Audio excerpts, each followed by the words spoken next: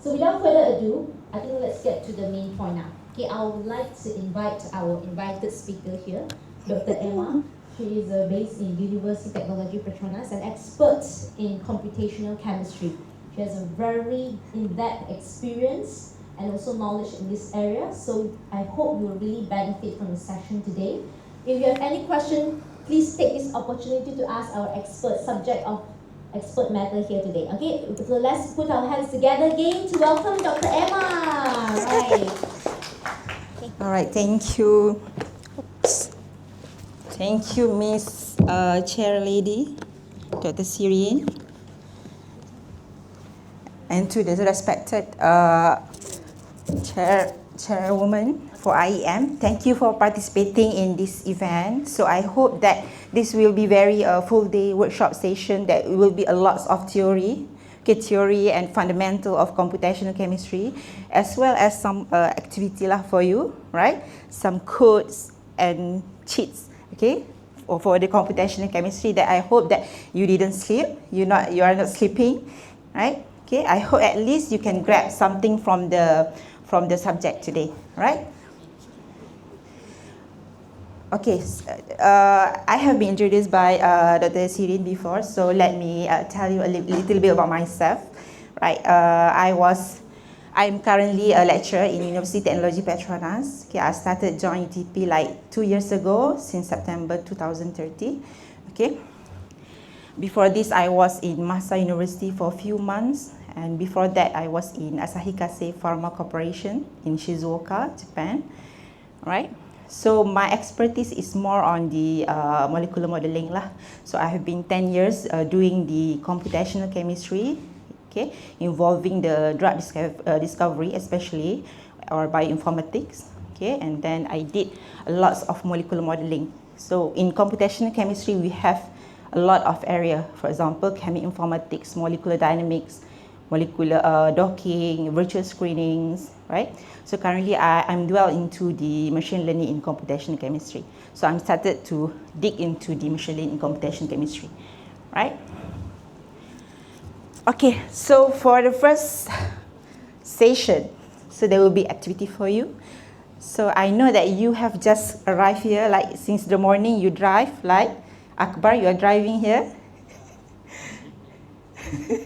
Okay, so today I want to know what type of person you are, what type of personality you are today only. So I know you may be different. Yesterday you doing a lot of research, FYP project and all, right? So that time that you may see things. But today I want to know you personally, what types of person you are. Okay? Okay, so please answer the following questions inside your mind only. So first question is, okay, you choose either between A and B, right? Okay, which one you prefer? You want to stay stable or you want to react fast today? Just answer in your mind. You want to react like unstable compounds, or you want to just stay and listen and don't want to say anything? You feel so busy inside your head right now. Okay. So second question is your level of energy. Are you calm right now? Calm, okay? Or are you all over the place? Your energy left at RNR just now. Okay. The third question, what kind of social style you are? Are you always available or mysterious? Okay. Some computational chemistry is more like mysterious person. They have lots of theory inside the head. Okay, or you like more structured or diverse?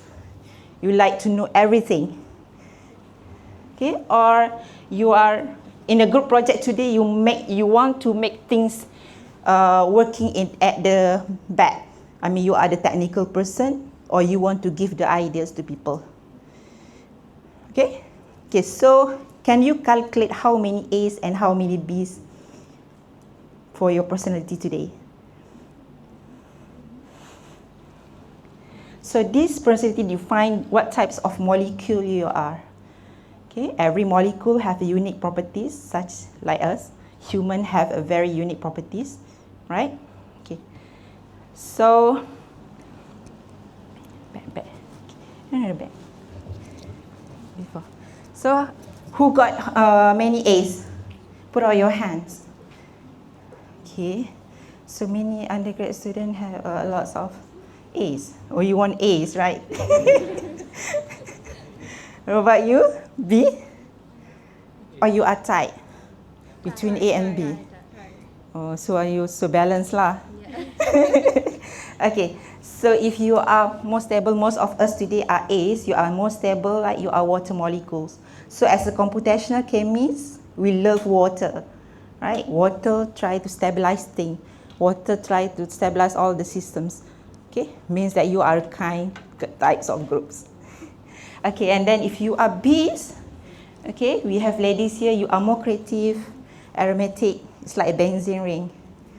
Okay. All right. If you are stable, you are a little polar, a little naughty and fun a little bit, but still have a deep scientific value inside yourself. So you are ethanol. You have a lot of polarities inside you. Okay.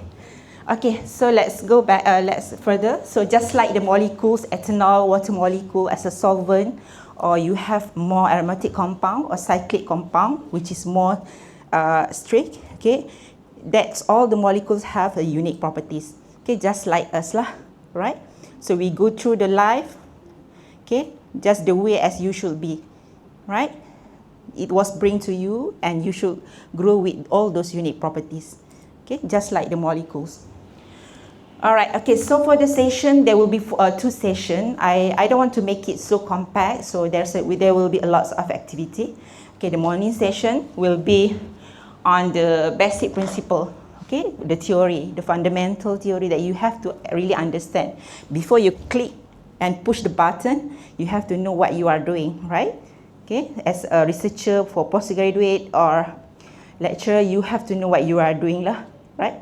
It's not an easy button click and push and you get the results and it's like going in and going out. It's nothing, right?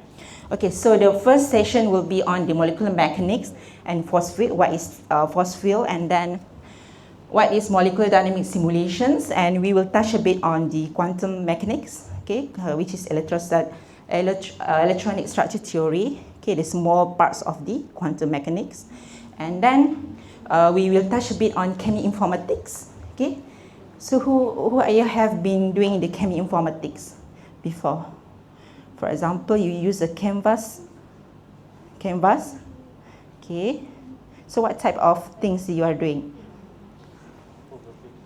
Yeah, infographic. So you are analyzing and collecting the data, right?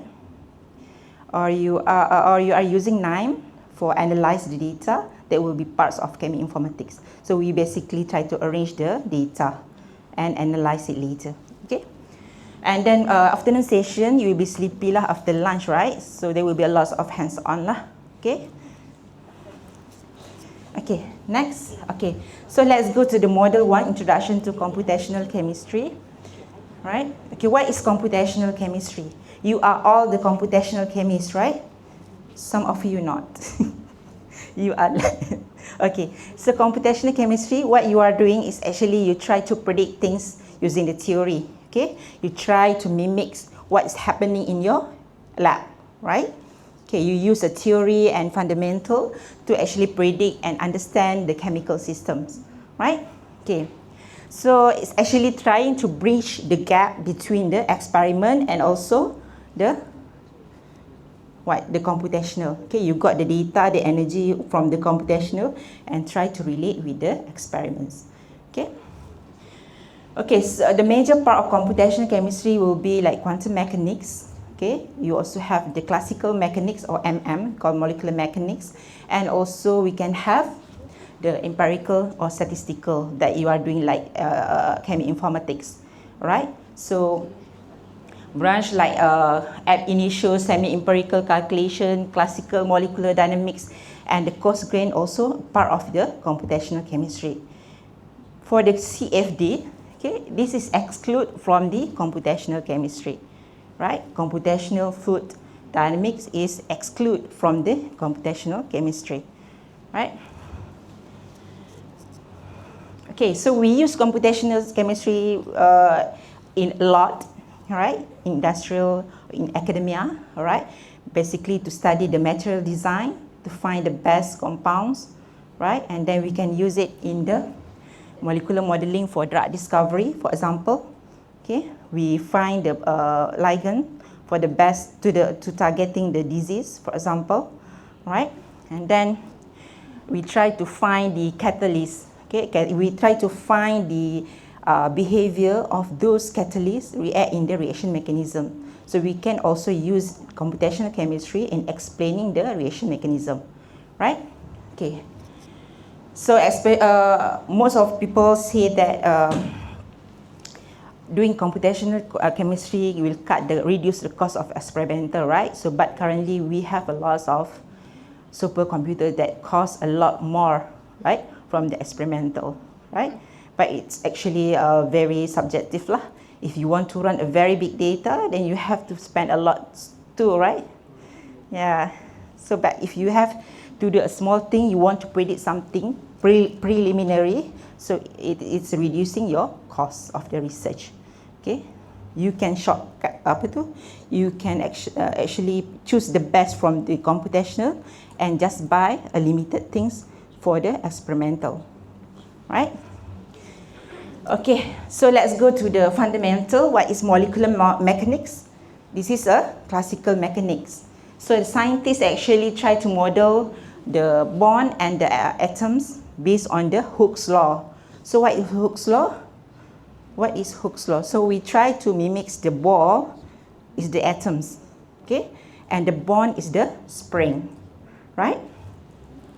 So the method we calculate the total energy of the molecule based on the bond length, which is the spring, okay, bond angle, okay, and then torsions, and also we can calculate the non-bonded interaction between the atoms, okay. So there is a classical mechanics, or we call as a molecular mechanics, right? Okay. So from the basic molecular mechanics, we can find the total energy based on the stretching energy plus the torsion energy. What else? Plus the non-bonded interaction, right? Another one is the bending energy, right? Okay, that is basic molecular mechanics.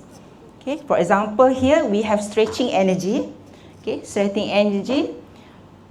So you can see the Kb parameter control the stiffness of the bond spring. Okay, like the atom, okay, as the ball, and the string is like the bond. So you stretch it out.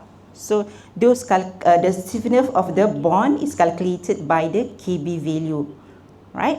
Okay.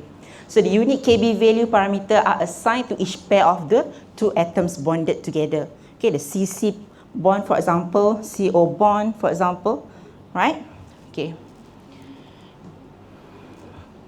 Okay, and then we have bending energy.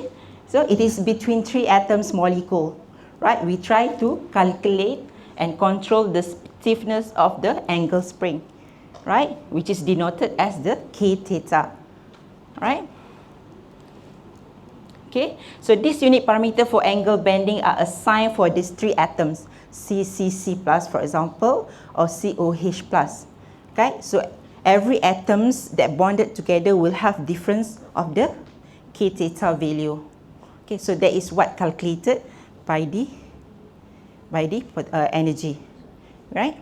Okay, bending energy, right? Later you sum it all together and make it as a total energy.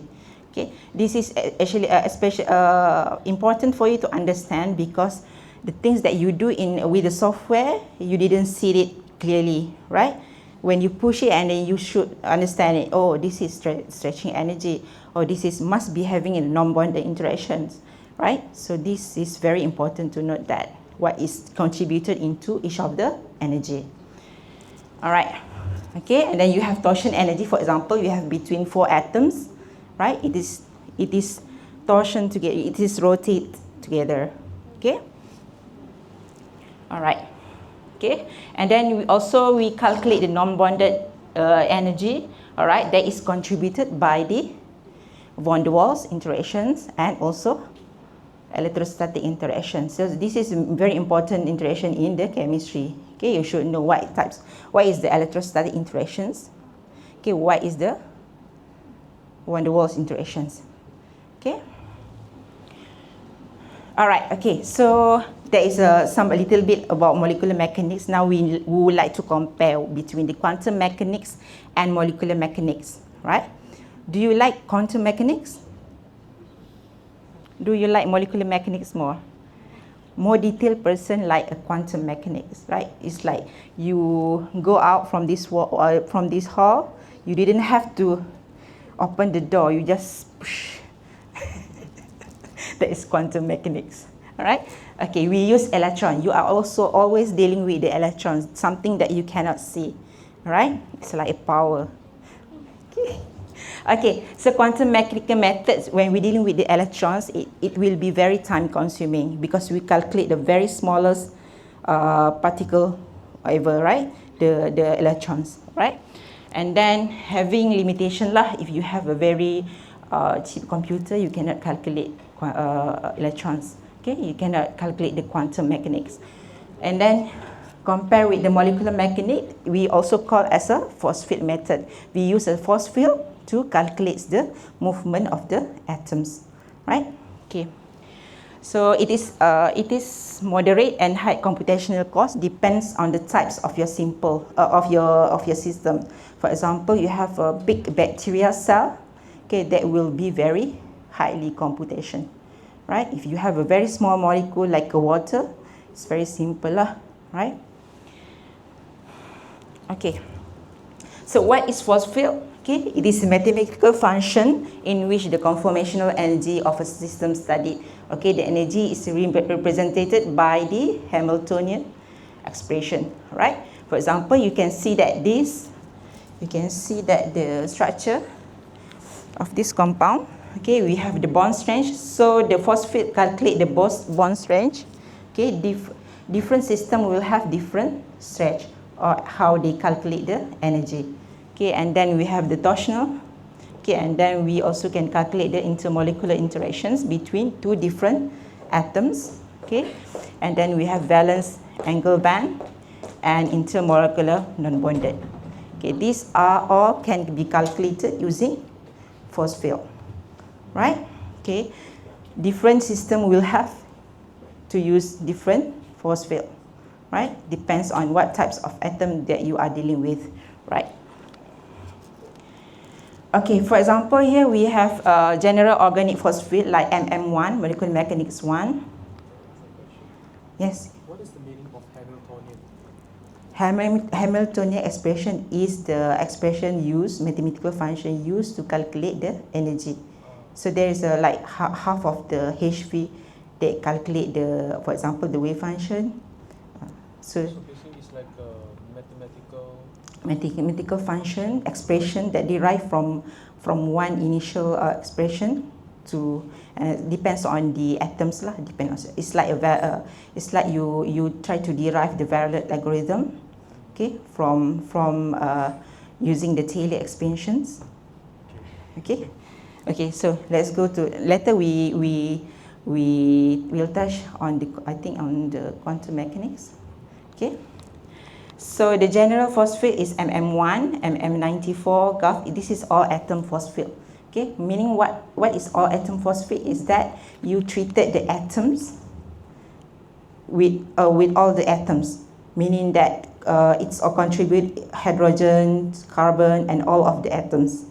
Okay, we have also united force field where you only treated the polar. For example, you have a carbon.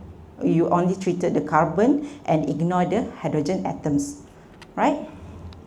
Okay, we have biological specific of the force field, which is the charm and amber. And we, for example, if you have the polymer, you will use dipoly and also gromos. So it depends on the software. Okay, kalau if you use the Gromax, you use the gromos, for example, it is sort of united atom force field, right? If you use amber, you can use all atom force field like OPLSA, right? So it depends on the atoms. Okay, so how you gonna choose your best force field depends on your system lah. So there are a few criteria that how to use the best force field for your research, right? For your systems. Okay, first is the nature of the systems. Okay, different force field optimized of certain class of the molecules, right? And then accuracy and efficiency. Okay, so high accuracy of force field often come with the computational power. If you have a very good computational power, you can use the most accurate force field. Okay, it depends on your capacity, right? And then simulation goal, what you want to do or what you want to get. For example, you have the experimental data, you want to actually finding a certain things, certain results that you need to actually concern about what force field you are using, right? And then the performance, okay, is this one you need to try an error. First, if the force field reproduce the expected structure, you compare with the literature, then you can use the force field, right? If they give you more accurate result, then you use that force field, right? Okay. Okay, so this is a basic chemistry. So in order to run a simulation, you need to know what is the intramolecular interactions and also intermolecular interactions. Okay, for example, intramolecular interaction can be a bonded and non-bonded interaction that we calculated using the molecular mechanics. Okay, we can also have the intermolecular interaction. For example, you can calculate the hydrogen bond, electrostatic interaction, van der Waals and pi-pi interactions. So the weak interaction can also be detected, right? There is a intermolecular interactions. Okay. Okay. So this is also basic. If you are a chemist, you should know what is the van der Waals forces, right? Which one is the strongest bond in chemistry? Hmm? Hydrogen bond. Ionic has a little bit lah, and then hydrogen bond is the second strongest bond. Okay, which one is the weak bond? Van der Waals. Okay, good A's in chemistry. Okay, next. Okay, so now we're going to do a molecular mechanics force field. Okay, to check whether you understand or no. I can see that you are starting to sleep. Okay. Okay, so let's do some coding. Okay, get your laptop prepared. So no Facebook, no TikTok, no FYP project. Okay, so we're gonna do something on the Google Colab. Okay, so can you refer to the Google Colab link that I put on your WhatsApp group? Okay, you can see that from the video, simple instruction how to use the Google Colab. Okay, could have you install. So first you need to sign in to your Google account. Okay, this activity or hands-on today won't be bringing down your laptop because we are actually sharing the Google. So we have Harinesh here to help you if you have any problems related to the installation. Okay. So first you need to sign in you need to click to the link Google Drive, and then you need to sign in to your account. Okay.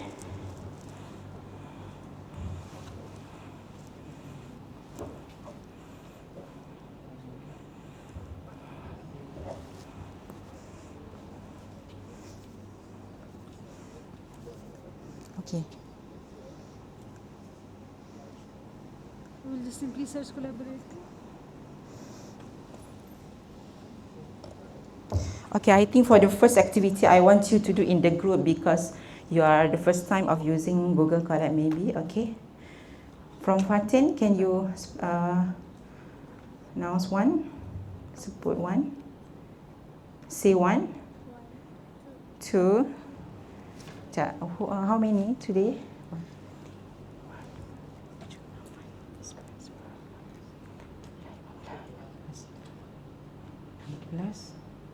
Okay, 2. You are 3, 4. Okay, doctor. You are 1. I want to divide it into a group. 1. Hali. 2. Akbar. 4. One. You want one. One back, Muhaimin. 2, Elia. 4. Tak ada 5, 1. 2, 3, 4. 1. Okay. Okay, so can you see it with your group number, with the same group number? 1, 2, 3, and 4.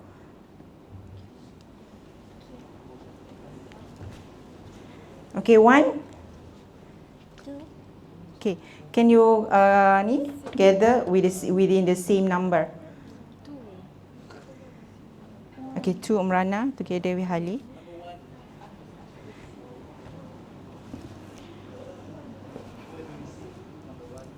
Okay, okay, you boleh kumpul kat sini, gather kat sini. 1.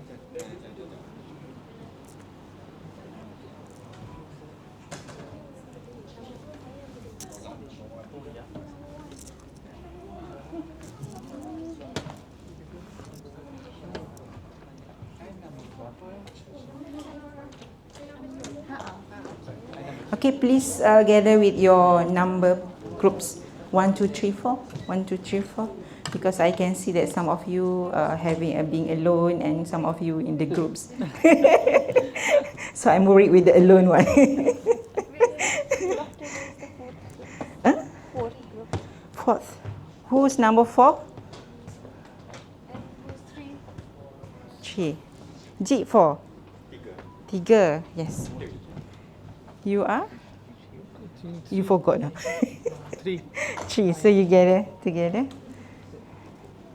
So can you walk in together within the number of your groups?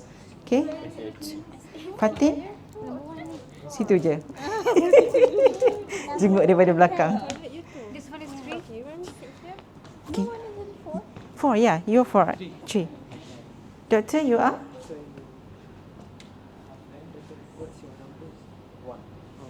1. So many 1.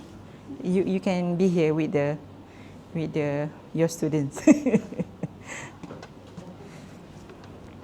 Okay, so have you signed in your Google account and got it installed, Google Colab? Okay, you number berapa? 4. 4 tadi? This one, the ladies. Hello.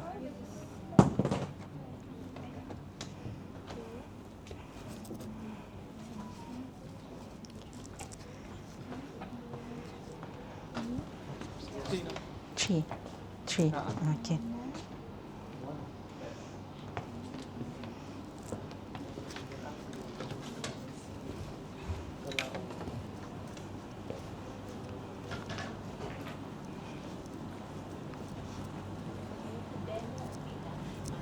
Okay, sure.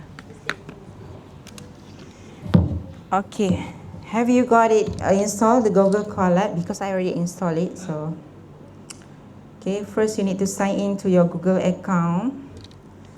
Okay, for example, from the WhatsApp group, you click the link that give to you.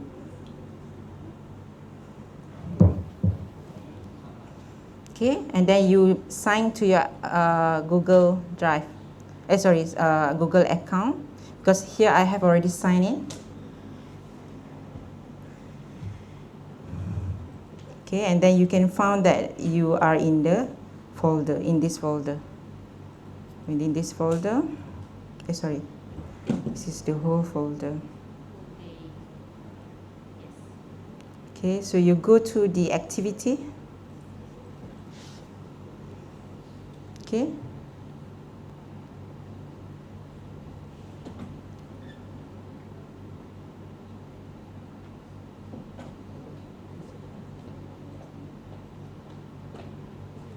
Go to the model 1. If you have installed the Google Colab, you go directly to the activity and model 1.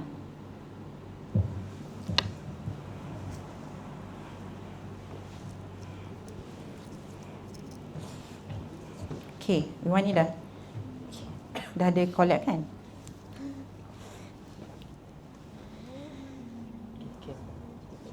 Okay. So you got Google Colab? And then you already have Google Colab. Yeah, I have installed. You install it. Yeah. And then you go to this one. This one? Okay. And then you open with your Google Collaboratory. This one. Oh, you already run it. You know it already, right? Yeah.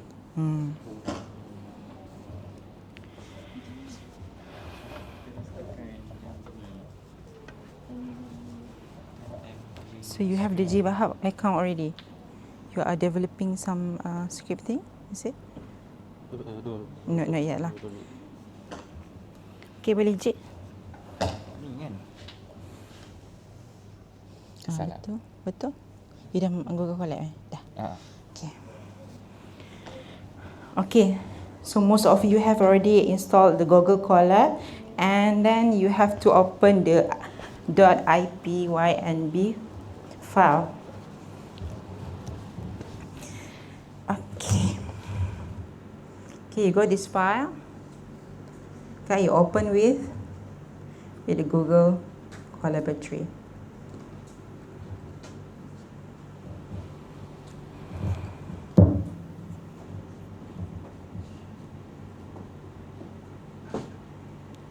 Okay, you can see this file of .ipynb. You can see that this is the activity today, molecular mechanics activity. You have to compare the ring strain between different types of the cyclic rings, right? What is the cyclic rings? Is, for example, benzene ring, cyclopentane, or cyclohexane. So we will be using two different force field here. For example, you will be using MMFF94 or UFF.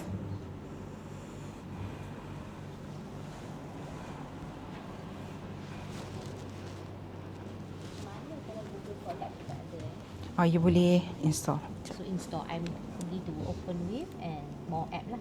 You pergi kat new. New. Macam ni dekat ni. Kat sini. Mana? Sini. Oh. Dia somewhere else yang you kena install. Sekejap I tunjuk you ni. Mana you punya video tadi? Okay, you can see from here. Maybe some of them because they haven't installed yet, so like me.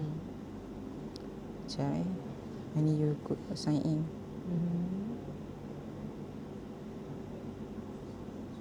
Oh, new kat situ. New. Okay, new kat situ. And then Connect more apps. Okay. Connect more apps. Okay, cari Google Colab. Search app kot ni kat atas. Ini Google Colab. Tak ada. Account apa you ni? Takut special account. Tak. Ini workspace marketplace ni. Macam pelik je. Beli I tak dapat cari yang Google Colab tu. Oh, you tak dapat, you dah carilah. Ada, I cubalah tapi tak ada. I ingat macam ada yang salah. Connect more apps dah tadi. See all. Partner apps ni.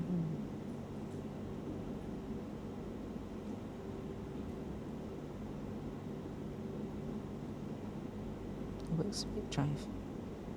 Semua works with Drive Kenapa dia marketplace kat sini? Itulah, kenapa Sekejap Saya punya macam ni je.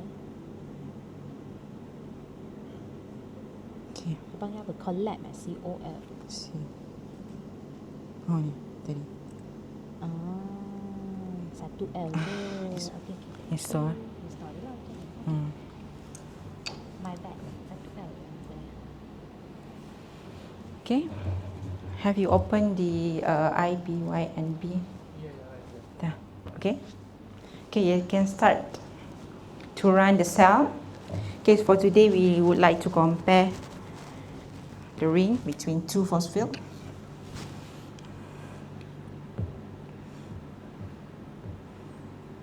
Okay, so for today we would like to compare the 3D optimized geometry of those selected rings. So I have already provide you the CSV file, okay, containing a different types of the ring structure. For example, benzene, cyclopentane, or hexane, cyclohexane. So the first step is you have to run each cell by step. Okay, I want you to see how you run the cell step by step.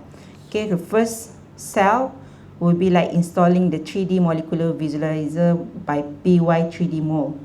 Okay, let's go back to the here. Okay, this is the first cell. Actually, you can run all together, but this time I want you to learn it by run cell by cell. You click this button, run the cell. Okay.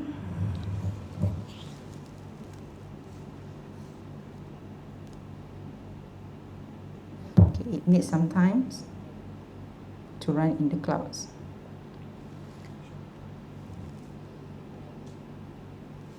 Okay. So the first cell means that you install the 3D molecular PY 3D Mol, right? Okay, when you have the green right here means that the process is done, and then you already import the pandas and PY 3D Mol, okay, and then you go to the second cell. Some error for my part.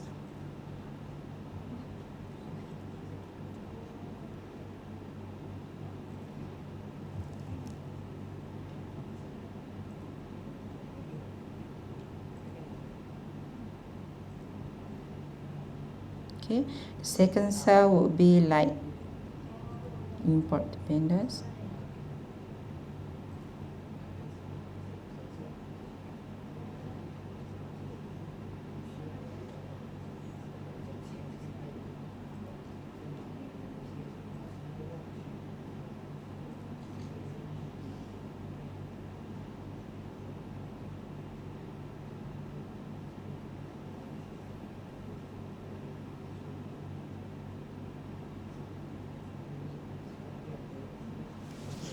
Okay, we are converting smiles to mole, for example.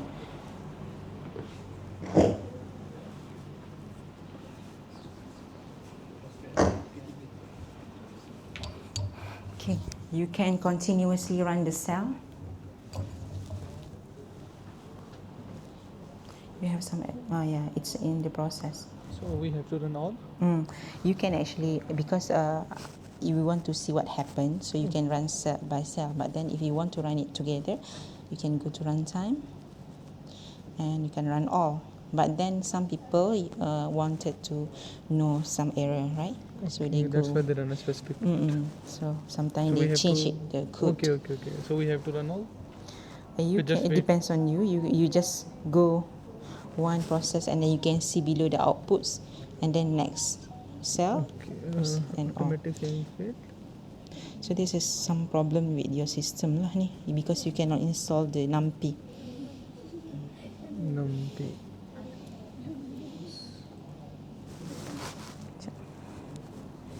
Can you go from? Outside? So if you want to restart your run, you can go to edit.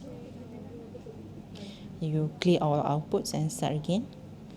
Okay, you start it again and install this. And then you go down.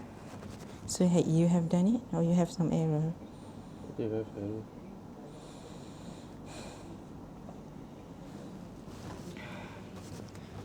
Sekejap, Harinish. Harinish, got some error kan? Mine pun got some error. Tu kan dia second one import tu kan, you need to run again. Dia akan 2 kali.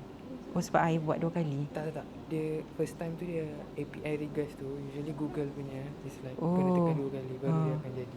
Okay, can you tell them?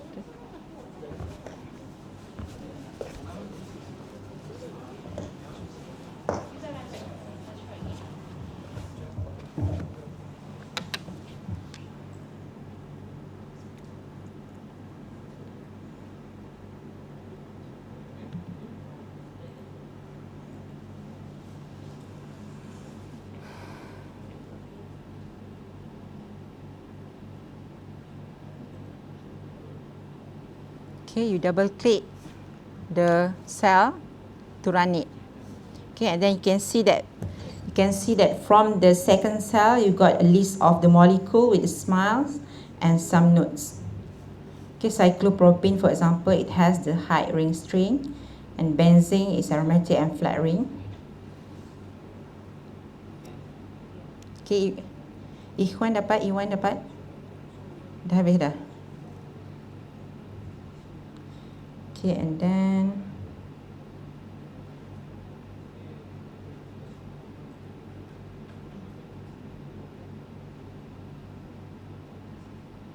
okay, and finally you can get the structure after the optimize.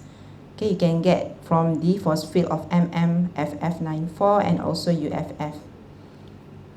They optimize using a different force field. Can you explain each cell to actually do what work? Okay, so the first The cell. So maybe they know macam this they have to draw the cell using external visualizer. Okay, so actually from the file I have already uploaded the CSV file, right? That contains the some smiles, right? Smiles, and also if you can see that from the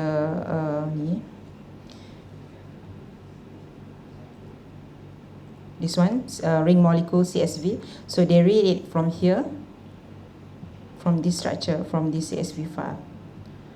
So we code it already in the cell. They are trying to import the CSV file from here, from the same files. Okay, so the first, okay, go back to this one. The first cell is trying to install the PY3D mole. Okay, kalau kita guna biasa kita guna PyMole lah. Kalau kat sini kita guna PY3D mole. Okay, this one used in the browser. Okay, we import a pandas and then RD kit. And then those RD kit module in the second cell handling the molecule. Okay, they convert the molecules and converting the formats of the molecules. Okay, for the third cell, it's actually converting those smile. We have the smile from the CSV file, and we convert it into the mole structure. Okay, you remember we have .pdb structure, .mole structure, right? So we converted all those smile because those can only read the smile. Okay, and then finally they compute it using a different force field. Okay, for example, you have MMF get molecule force field, they calculate it using MMF49 and also UFF get mole. And then finally they print out all the structure, the optimized structure from the from our cell lah. Okay, that's why you got the structure of those optimized. So Dr. Erma, there's one question here. So it means that the force field is already embedded.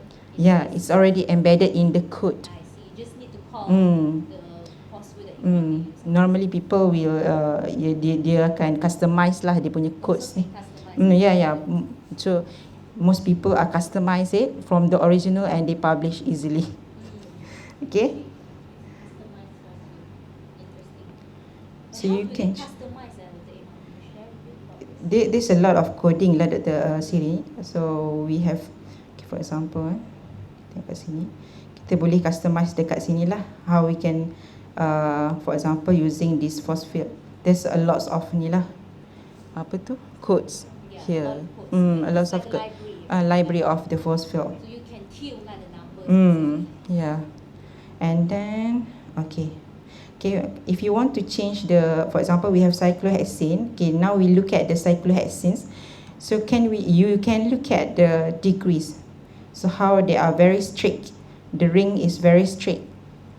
Okay, so you can change here. For example, cyclohexane, you can try to look at the cyclopentane. Sekejap, I edit first and clear all outputs first. Then I change it here.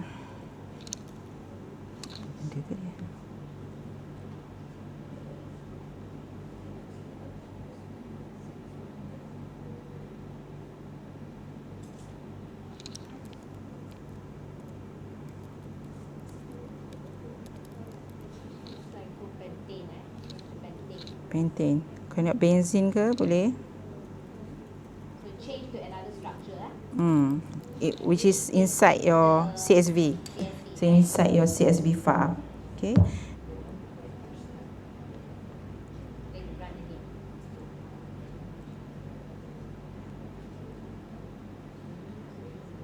You got different structure, right?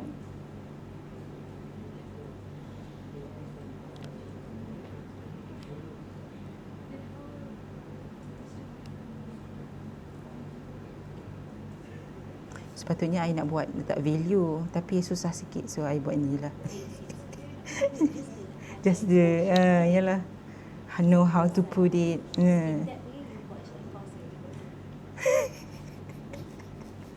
100 1,000.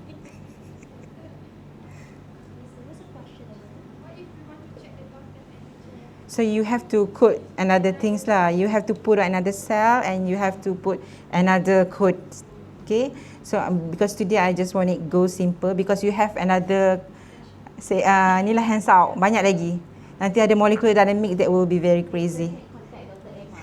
Yeah, she is futures. Future student, right? So yeah, so you'll be messy. But Okay. you get the concept, how it works, huh? How Okay. So later in the hands-on there will be molecular dynamic simulations. Then there will be a very long punya ni lah session. Okay. Okay, doctor. Done. Okay. So there's a questions comes with the activity. So in the groups, can you actually discuss? Okay. Which phosphate give geometries closer to your chemical intuitions? Your computational chemist intuition. Which one give the most accurate to your intuition? MF 914 or UFF? And what do you observe about the bond angles within the cyclopropane and cyclohexane?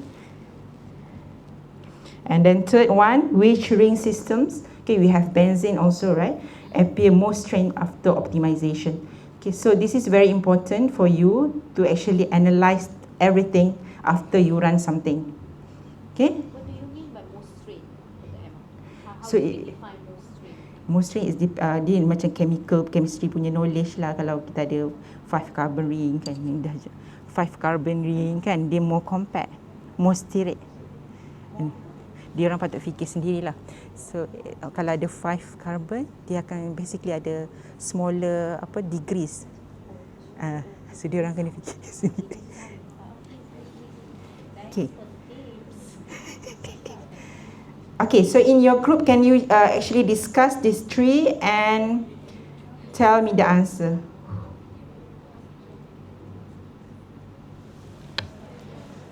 Okay, you have to have the reason to have those answers. Why you choose that? Which one is the most strained?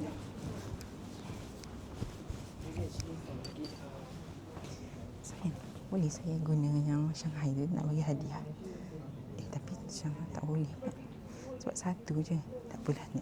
Coklat tu ni. Coklat ni. Dia beli yang banyak-banyak coklat.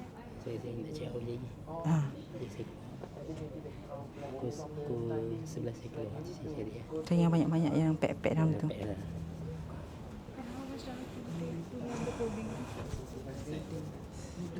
It's like quite easy lah from the top. It's like most of the thing we are using is the predefined Can libraries. we export any What's force this? field from here, from Material Studio? Export. Yes. Means dia nak tukar CSV tu. You banyak orang buat tapi dia masuk jihad lah. Yang dia ubah Oh, sendiri. GitHub. Tapi you tak boleh masuk material license. It's already it's already licensed. there. You tak boleh nak customize in the Material Studio How do we customize? because the software is already commercialized. You need to come up with another software. Come up with another jihad. Ni lah you punya ni. And if I incorporate lamps, You incorporated. I don't think Material Studio have the way how to we can input the force field. Kalau ada Gromax, you Material Studio. Kalau no, they don't have Gromax, but they have Compass. if you use Gromax, you can put it the new ni force field. You can do customize it over there. because it's open source. Okay. Kalau Material Studio, it's licensed. So we can't do any changing we here. can you can input or output any ni lah any force field. Okay. So you want to do any force field? Tak boleh. So, And for building a structure on lamps, lamps. we need to define just the coordinates and the number of atoms and the axis. Lamps. Yes. That one is topology, right? Yes. Yeah. That one is another thing. You can customize it. But in force field, I'm not sure about lamps. Tapi kalau macam open source, you can insert it for the customized force field. Okay. Lamps, I'm not sure. Lamps is licensed, right? It's publicly Sponsor. available. Oh, publicly available? Yeah. I think most of the publicly available punya software we can customize it. Okay. I think there's a lot of forums, right? Yes, but the issue is I have started learning working on lamps, but I am always running a wrong code. I am unable to generate a structure. So Using the what force field. should you recommend me? Lamps has already dia punya force field sendiri, its own force field. If I were you, I obviously will use another force field with another software that comes with it. Like I need to use another software's force field, and I need to install another software as well. I will export from there. You don't have to export it to put it back in lamps. Just go through those software lah. Kalau Amber is licensed. For example, Gromax is very open source kan. So you can just simulate using Gromax. Okay. There is one other software. Its name also starts from G. I forgot the name. People use it with lamps. Oh, charm kan. No, it's not Lamps Charm. is charm. Okay, Afida, okay. Cik, okay. Dah siap dah?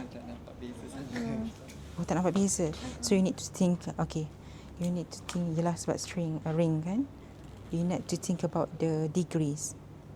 So, ring structure that have 5 degrees have more larger degrees or lower degrees. So there is more strain. Faham tak? So for example, cyclopentin dia ada 5 carbon, right? And then cyclopentin ada 5, benzene ada 6. So yang 5 tu dia punya degrees dia C tu dengan C angles dia tu adalah lebih kecil, betul? Lebih kecil. Salah kan? Tanya saya pula. Lebih besar ke lebih kecil? Should be lagi besar. The lowest number of the carbon will have the largest degrees. Benzene tu ada Kalau kecil. 3 dia 180 total. So can you relate the degree with the strain? So kalau lagi besar dia lagi So tak all structures straight. are developed based on the literature. Like what is available in the literature that you are saying, most number of carbon, the less strain, less degree. It's not based on literature, it is on the chemistry knowledge. More strain ring structure is properties of the cyclic ring. Okay, kalau ada you have 5 membered ring, then you are not strain compared to the cyclo. Ada 3 tu apa? Propane. Okay.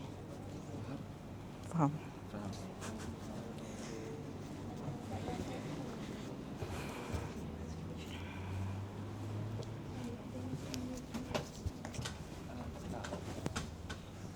Okay, Hainish, okay ke? For them, yeah, he's trying to, I don't know, dia tanya yang untuk tukar CSV, I think. Yang dia tanya tu macam Oh, I thought dia macam research dia macam lamps tu. Dia kata macam nantilah. Okay, so who's gonna answer the first question? Which one close to the chemical intuition of the chemist?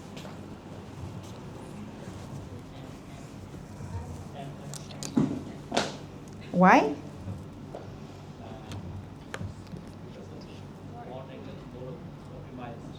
Sorry, doctor?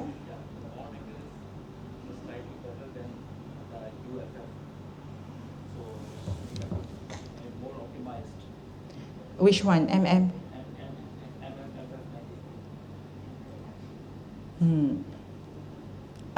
Other answer?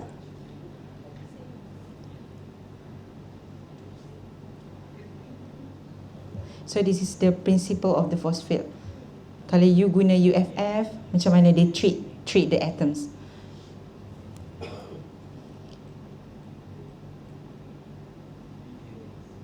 So basically, again doctor, again what you say?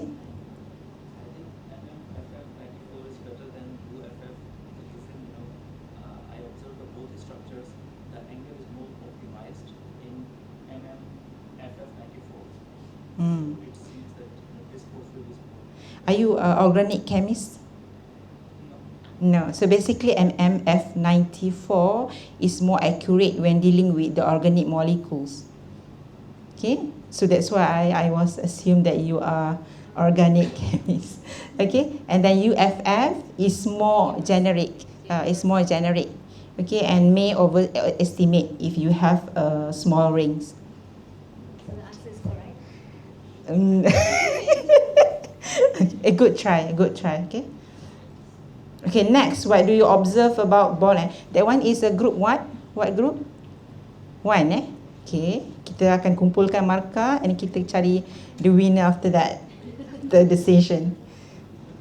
Okay, what do you observe from about the bond angles in cyclopropane and cyclohexane? Okay, please relate it with the degrees of the angles. Dr. Sirin, kita ada ni ke? Tea break tak ada?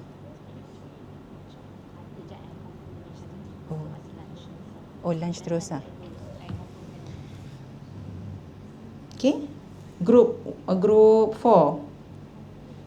Siapa group 4? So you have Dansa Akbar. Okay. Cyclopropane. Apa yang you nampak kat situ? Compare to the cyclohexane with the 6-membered ring. Okay, if you try to rotate the cyclohexane, kan, you try to rotate it, you can see that there is a chair conformation. Okay, that will so the cyclohexane will adopt a chair conformation and give you more degrees of the angles. Okay, meanwhile for the cyclopropane, it's more like a strain lah, 60 degree. Okay. Okay, so based of all the cyclic ring, okay, which ring system appear most strength after optimization?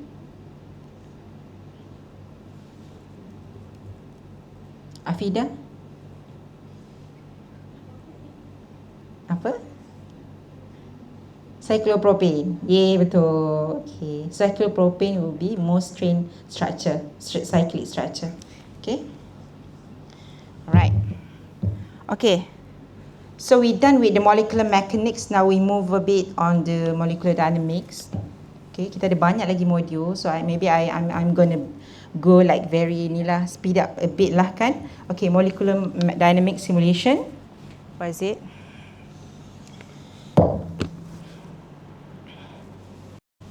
Sampai pukul 1 kan Dr. Siri?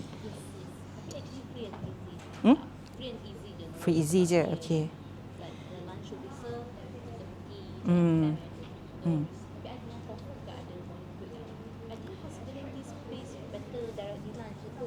Macam mana? There's a lot of things to cover still kan.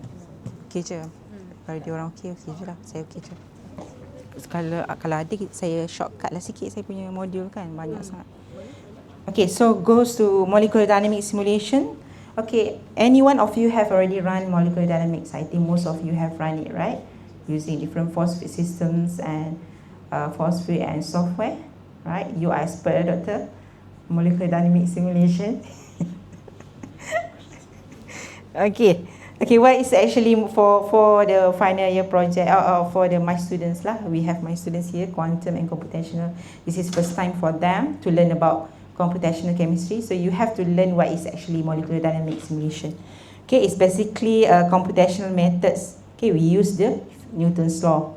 Okay, to find the behavior of the atoms.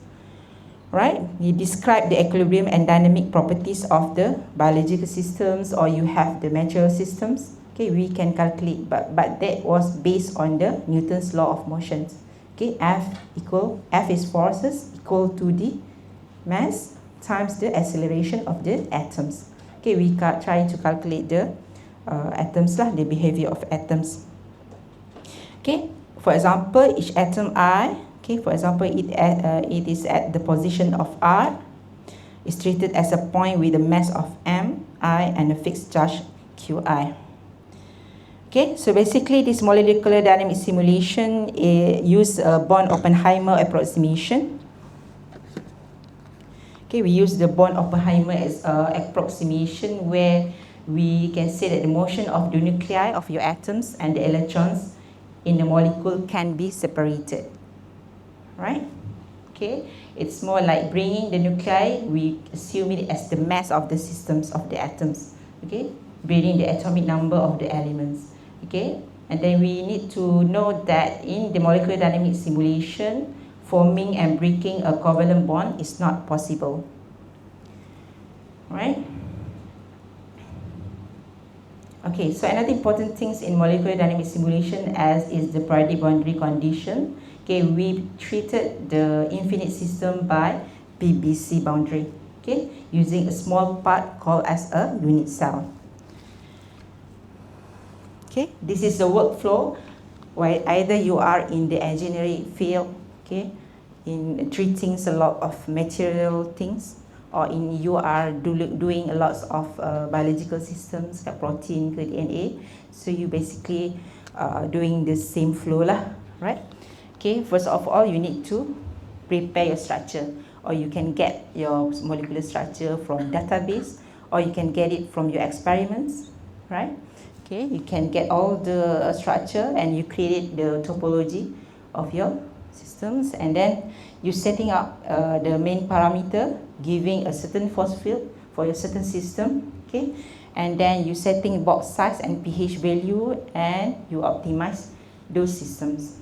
Okay, this is a basic punya workflow, right? And then you start to do the simulation using a different force field and different software lah. Okay, based on your system, alright? Okay. And then finally, without the analysis, your simulation is nothing. Maybe you run a lot of simulation kan, lepas tu tak ada masa nak analyze. You don't have a time to analyze. That is very wrong. Because that was what I did during my postgrad. I have a lot of simulation, but I don't have a time to analyze all those things. That is a very wrong. Okay, every simulation you have to analyze and then do the simulation after that. Okay, to improvise your first simulation. Okay, I know that if you do the MD simulation, for example, you have a lot of data, right, to analyze, and it takes more than you run it, right? Okay.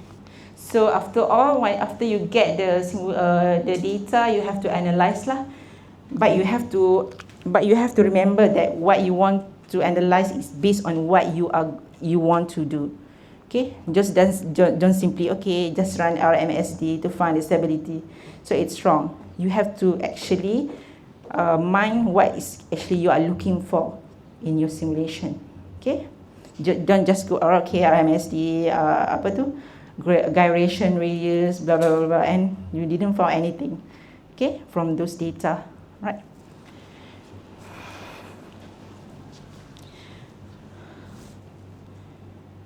Okay, so when you run the simulation, you basically need to know what is type of force field, and what type of force field you use, and then how to prepare your MD and specific condition. Okay, for example, you want to control temperature, pressure, or volume. Okay, that will be used in your system lah. Okay, this is shortcut like just now we have the workflow. For example, we have the structure, so we calculate the atom based on the initial position at R, okay, and the velocity at V. Okay, and then you create the topology and you put up a lot of description on your systems. Okay, you have all this, and then you have the force field to put on the potential function of the interaction. So you have all this information, then you can compute the force, okay, the F force, and then you try the software will be solving the Newton's equation of motions. Okay, depends on your update R velocity and also your position of R. It will be repeat for n steps, and finally you got a trajectory of your simulations, either in nanosecond, and currently we already have the time scale punya simulation lah, right? Okay, what types are, this is topology and parameter files. In MD, you have to have the topology and parameter file. Okay, those files contain atom types, for example. Okay, you have atom types, and then you have charge assigned for the each atom, and then connectivity between the atom, right? And then the parameter, you can also have the parameter file. For example, for GROMAX, we have .mdp, so that is locating all the parameters file, right? You can have the force constant, and then you can have suggested parameter for setting up for the energy calculation. Okay. Okay, this example of the topology file. This is a very simple punya molecule lah. So okay, you can see that Ca is the atom type. You can see there is a charge here, and the bond, and all lah. It's end with the end. Okay, cepat-cepat sikit. So in preparing your system for MD, okay, what you have up to now is PDB file, okay, and then you should have the topology file, and then you have the parameter file. So what you need next is a program capable of those reading those topology, which is your software lah, okay. Okay, programs such as phosphate, such as the CHARM, NAM2, Amber, Gromos, and a lot of things lah, right? That can read your topology, phosphate, as well as your atoms, okay, so your structure, okay. Okay, so after you prepare your structure, okay, using topology, phosphate, as well as the R and V velocity, you prepare your system on the minimization, okay.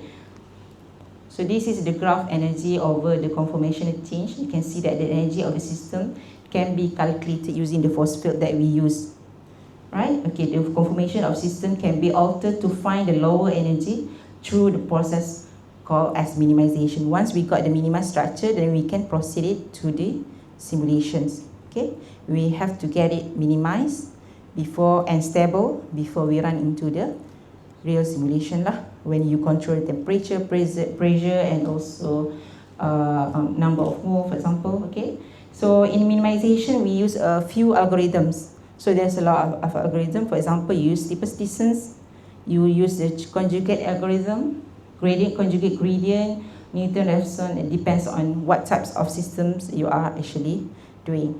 Okay.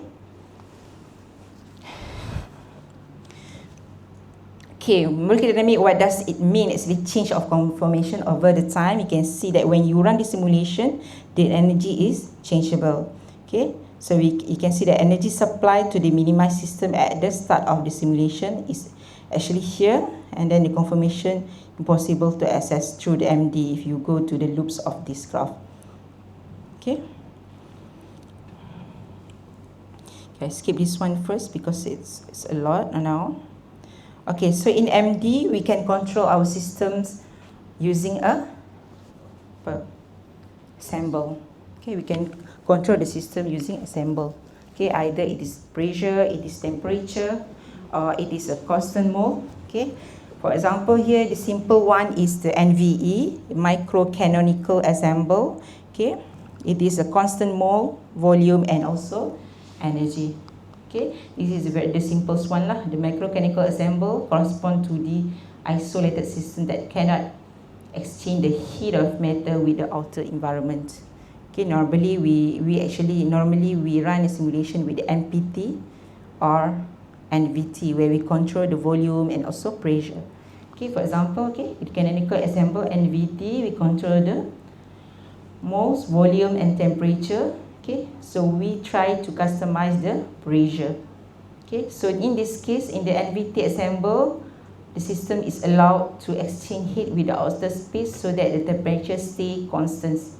Okay, and we can imagine it as a system being immersed in the variance of the thermostat. So we use thermostat to control the temperature, right? Okay. Okay, so it's clear about the molecular dynamics. So later in the afternoon, you will be doing hands-on lah on molecular dynamics. So you can see lah how, tapi tak guna the real installation of your Gromax. We can use the Google Colab and to shoot from there lah. Okay, right.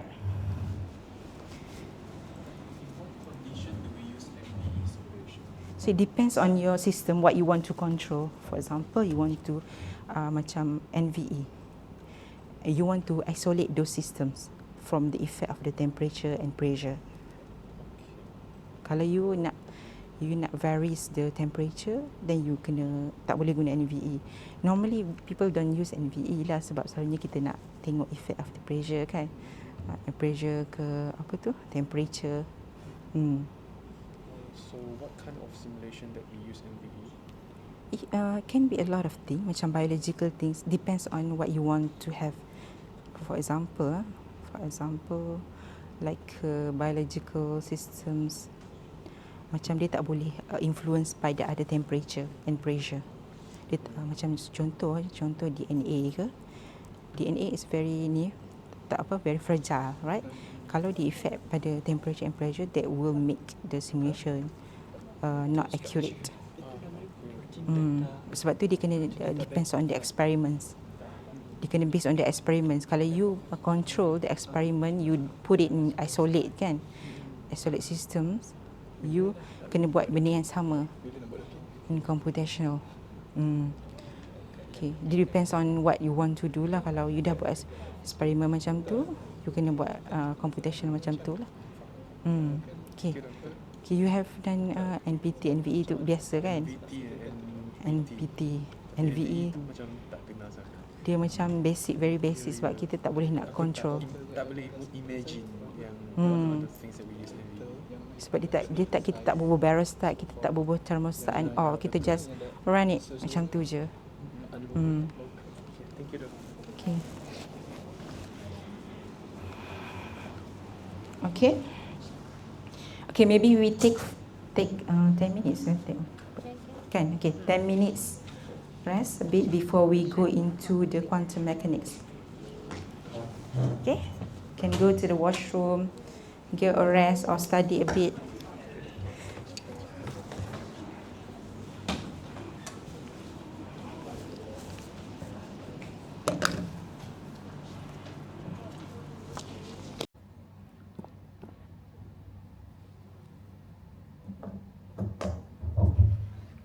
Okay, so Heisenberg identity principle said that it's impossible to determine accurately both of the position x, okay, and the momentum, okay, according to the speed at a given time. Okay, the identity is very limited for the large objects such as the atoms, okay, but has significant as electrons.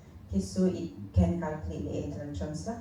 Okay, we cannot know the exact motions of the electron around the nucleus, but we can define the space which the electron can be found, okay, which we can also find it through the electron density, for example.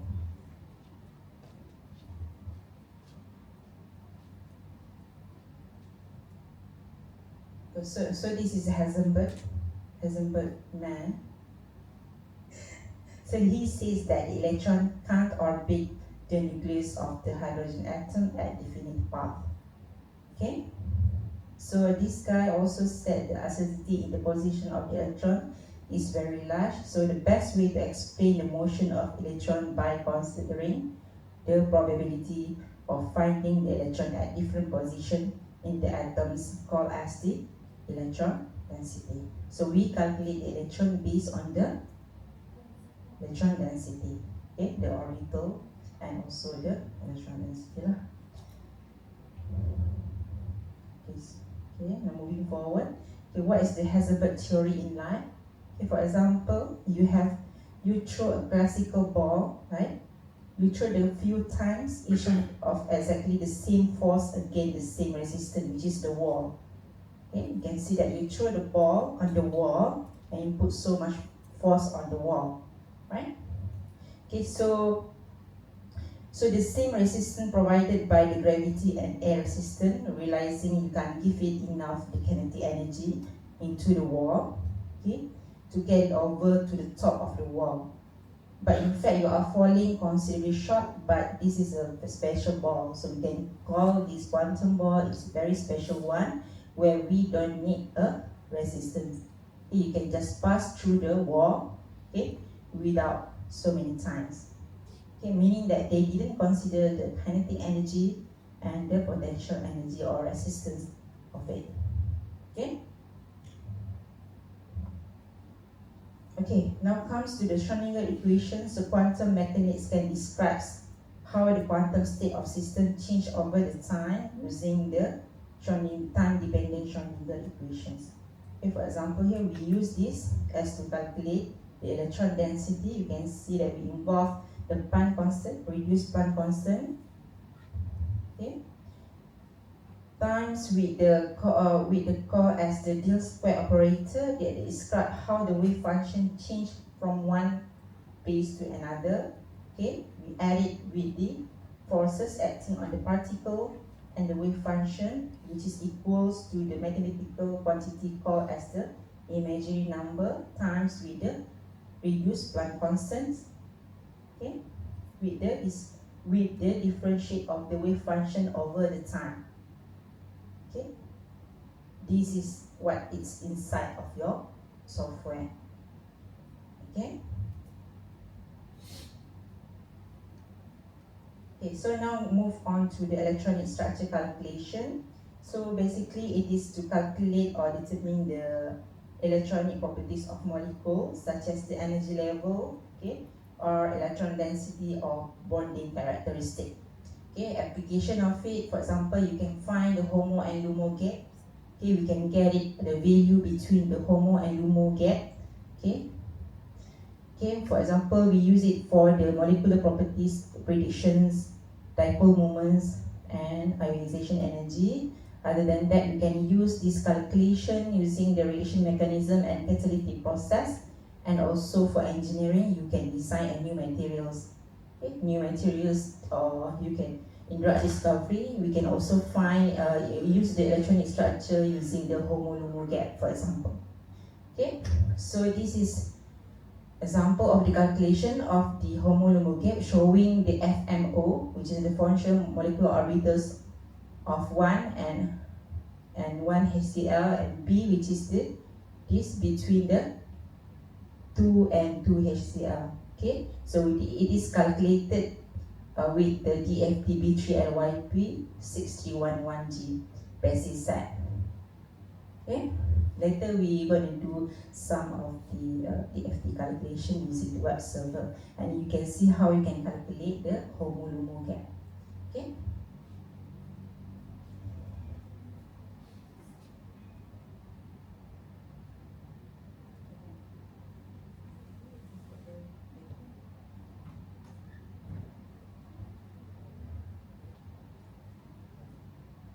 Okay, now we're gonna do some quizzes.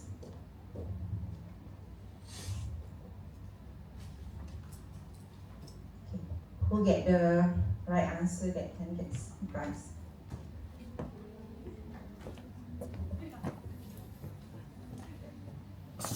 Okay, you want to get it alone ke you nak dapat dalam in the group? Group. Okay. Go divide it into your group 1, 2, 3, and 4. You want another groups? It's fine, right? You have. Okay. So 1, 2, 3, and 4. You 4, right? 2. 1. 3. 3 and 4. Oh. Okay. So we're gonna do some Kahoot for quantum mechanics.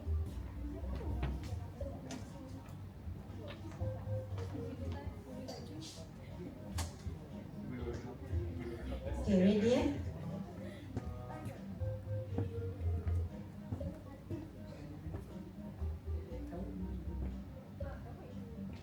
You boleh masuk semua, tapi siapa yang dapat satu tu, means that you can divide lah kali ni. Okay.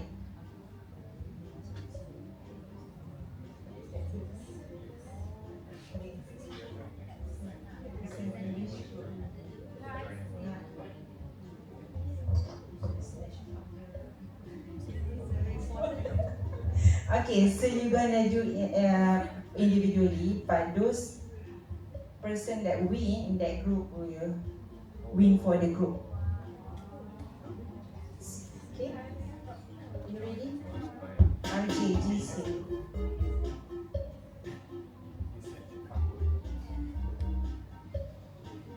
Sudah di sini ngapain dulu? Bodoh sih lagi.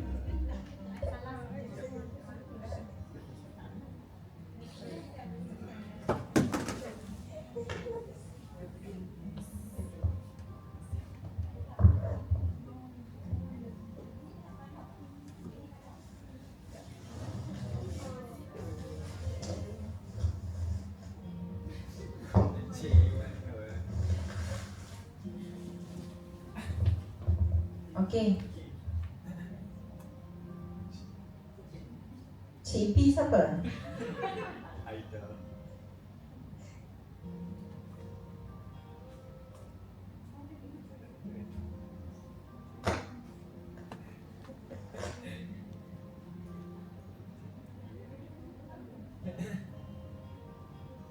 So be the winner for your group, right? Okay. So all already? Berapa? 16.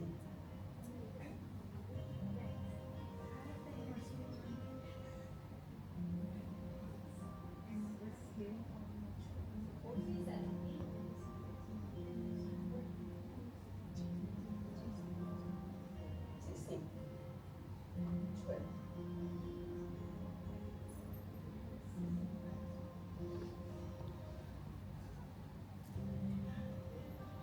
17.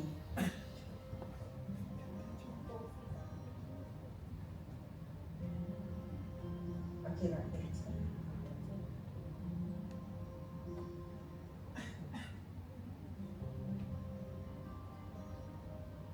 Okay, one more person. Okay. One more, siapa ni? So dia ni lah.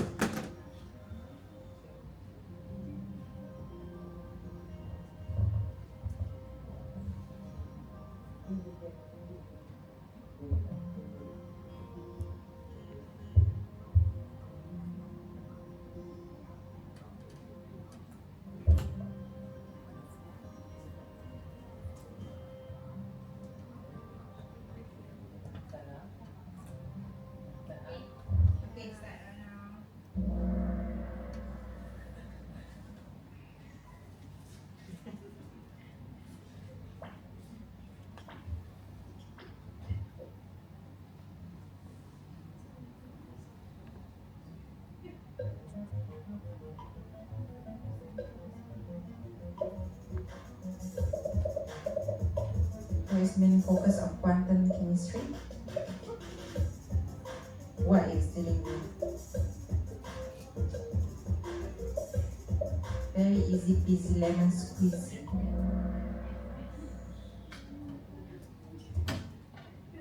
Okay.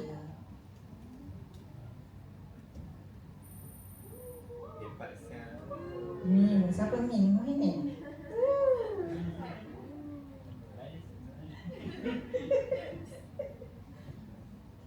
Fundamental equation of quantum systems. Dah senang saya, siapa salah siap.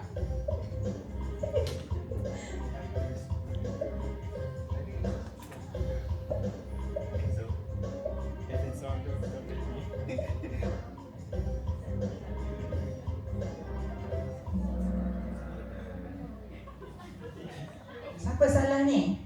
Ngaku cepat. Next.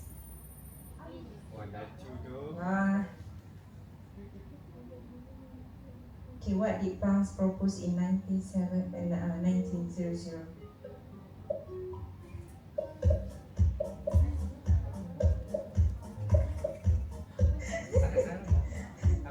Okay, Max Planck proposed in yang first kali.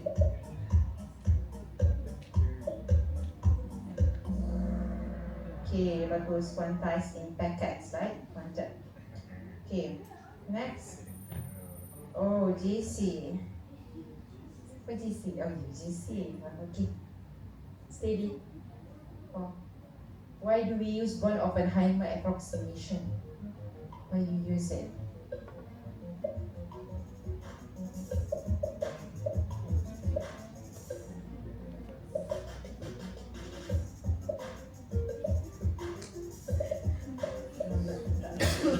Could you check GPT?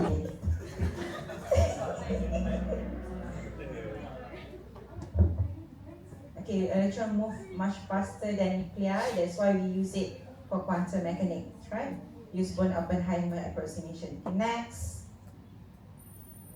Oh, G. Okay. What is the main advantage of quantum simulation?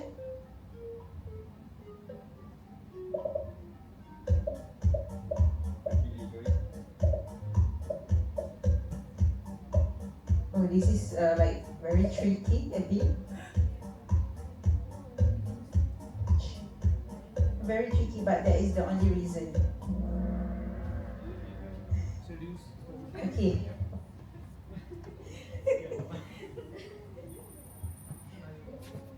Okay, so JC ya. JC group berapa? 1. Okay. Theory quantum mechanics replace atomic level accuracy. Takkan level 3 kan? 7.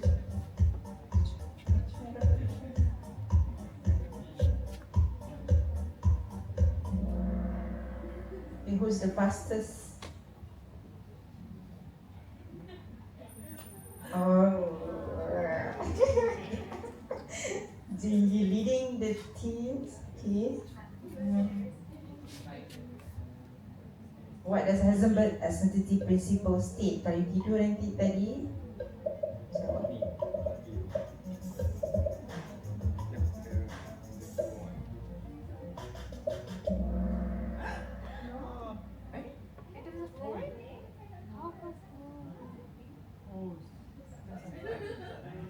Salah tu. Cik, tadi siapa yang salah? Salah semua.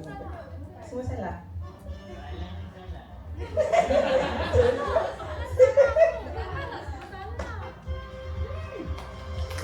So based on the 6 question D, yeah. Group number 3. Okay. Okay, so Dr. Siri, kita bagi hadiah untuk ni. Ya. Okay. Ya. Saya masalah kan, tapi still Jenny still leading the ni lah. Okay, so please come group 3 walaupun hadiah tak seberapa ni kata ya.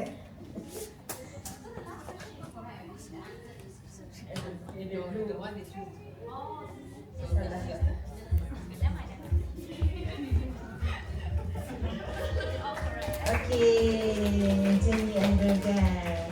Okay, so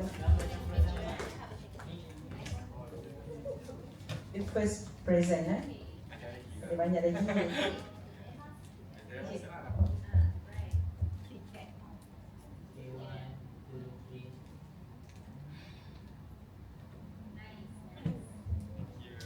Nombor 2 tadi?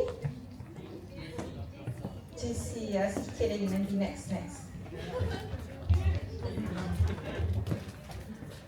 Okay, next we go to moving forward to the density functional theory. You like it, right? JC, you like it? Density functional theory, it's the most accurate quantum calculation.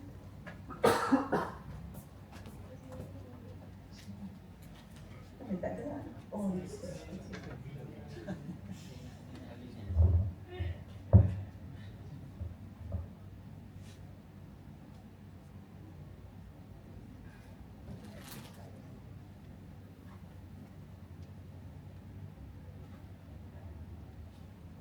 now what is the density functional theory? Okay, it's the most accurate one in the quantum mechanics calculation. Okay, we can say it is sort of the ab initio methods. Okay, it's sort of the ab initio method but differ that because the wave function in ab initio is not calculated. Okay, so in density functional theory, we calculate the wave function to describe the molecule. Okay, so we use the electron density, okay, as a part of the calculation. Okay, there are three types of DFT methods. Okay, first is local density approximation, we call as LDA. Okay, this is the faster method, but it doesn't give you a very accurate results. Okay, and then you can use a gradient corrected method. It gives you more on the accurate geometries. Okay, and then the third types of method is the hybrid. You can combine between the DFT and the HF methods. Okay, it gives you more accurate on the geometries. Okay, so principle of DFT, basically we are calculating of what? Just now I have already said that we are calculating the electron density, right? That is the main concept. So in DFT we call as the rho, R is the key quantity, which is the electron density. So it determines all the properties of the system, including its total energy. Okay, instead of you are dealing with a complex wave function, the FT focus only on one electron density, which is much simpler to calculate, right? Okay, so to make the calculation easier, the FT replaced the real system of the interacting atoms and interacting electron with a system of non-interacting electrons. Okay, these electrons move in an effective potential that include all interactions and their electron density mesh of the real system. So this approach simplifies solving the electron density with the energy. Okay. So there are two steps to calculate the potential energy using DFT. Okay, this is the software calculate for you lah. Basically they have it in there. Okay.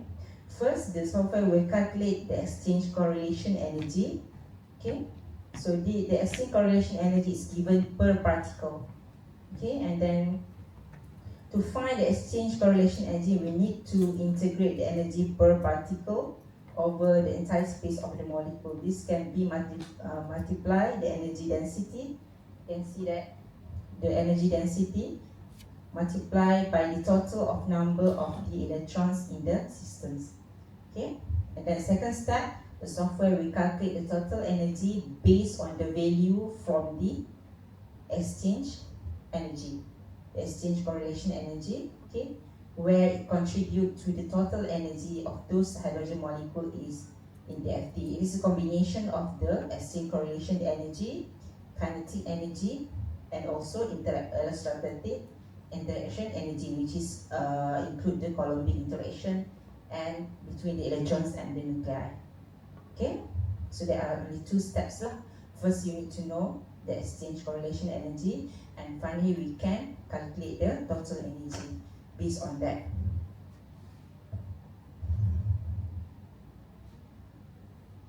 For example, here, if you would like to calculate compounds like fullerene, okay, we use the DFT because it's very fast and the most relied upon calculation for the nanotube or fullerene systems.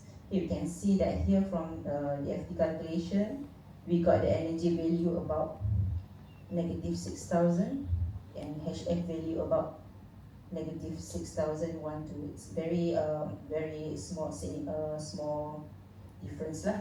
Okay, about 0.11% difference calculation between the DFT and HF. So this is why DFT is very suitable and relied calculation for the nanotube structure or the fullerene type of structure. Okay, so DFT methods take less computational time and HF calculation and are considered more accurate. Okay, so the most common way people are doing are trying to find the H for HF and also DFT energy. Okay.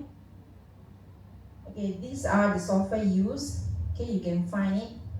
Software used for quantum calculation, for example, for general purpose quantum chemistry software.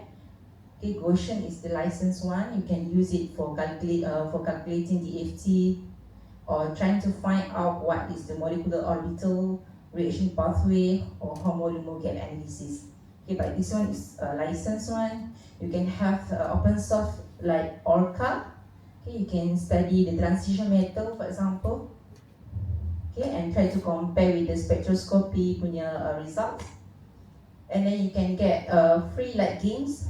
Games is like very old punya software like Goshen, but games is open source software. Okay.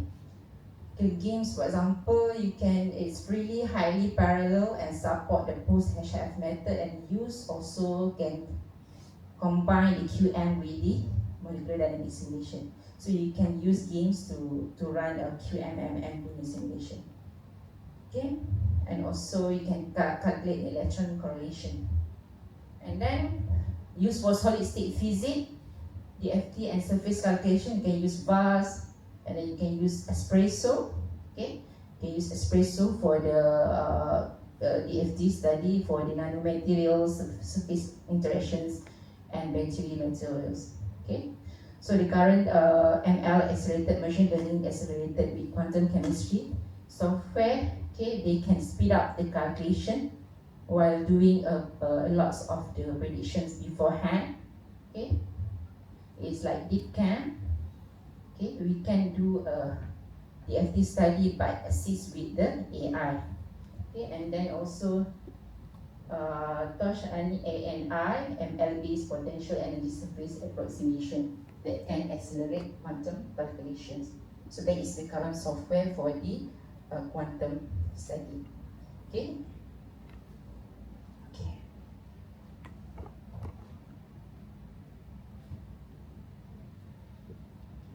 So before we move on to the coding things, okay, this is computational workflow for HOMO-LUMO gap calculation.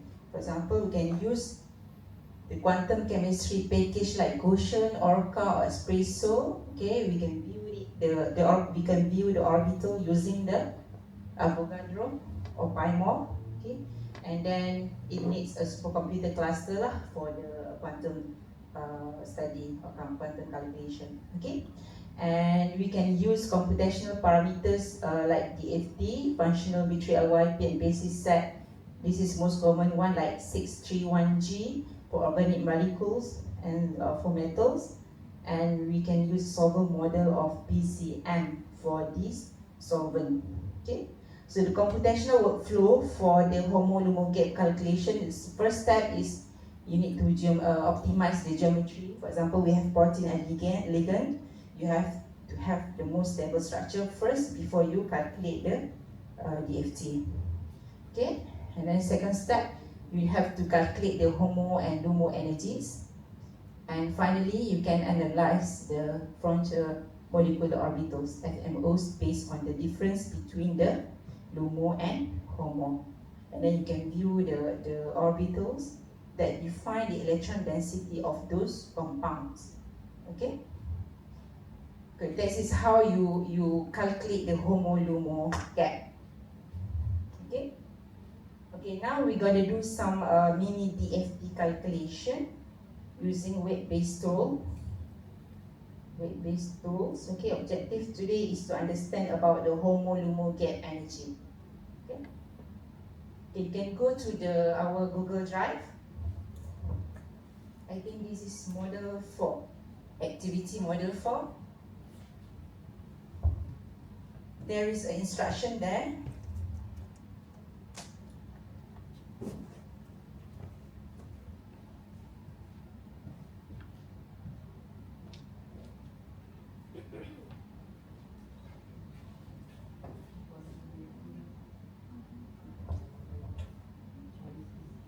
Model 3, sorry.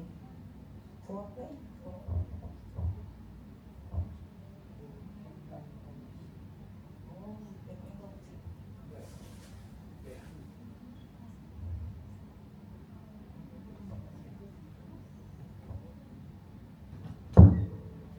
Okay, so you can do it individually, this one.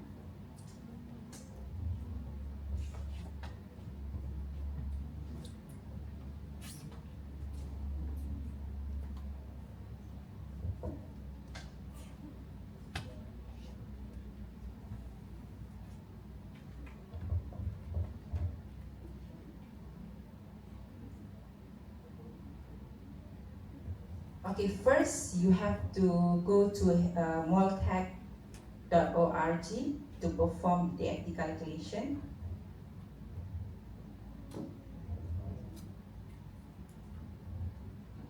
So in the folder, you already have some material, some molecule used in the material design punya research.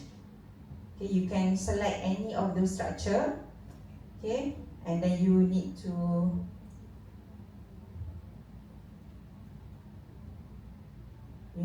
draw. Or you can put the smiles into the web server, right? And then you record and analyze the homo-lumo gap of those molecules. Then you select 3 molecules from the provided list. Okay, let's go.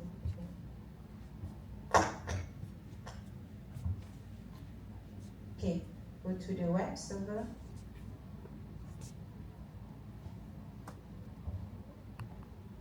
You can see the CSV file.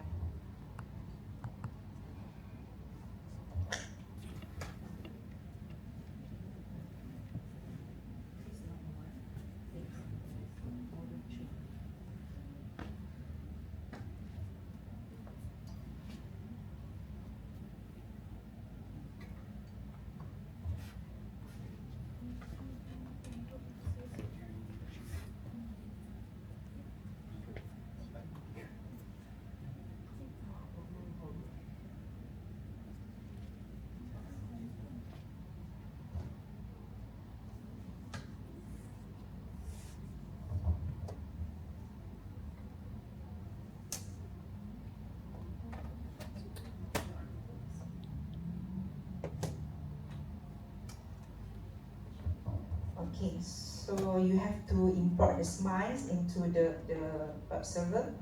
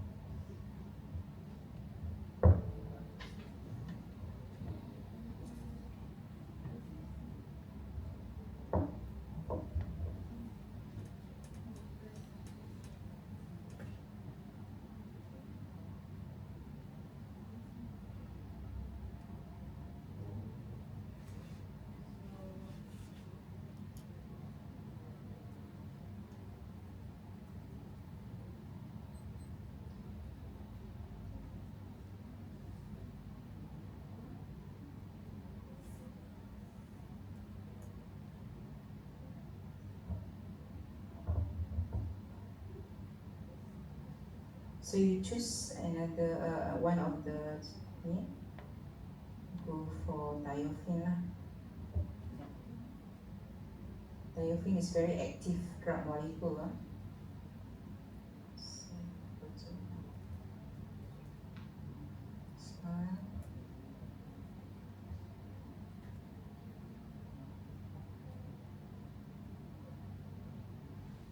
Okay, you got this thiophene, which is the sulfur in the cyclic ring structure. You can try to view in 2D. Okay, this is correct thiophene structure. And you go to the calculate properties.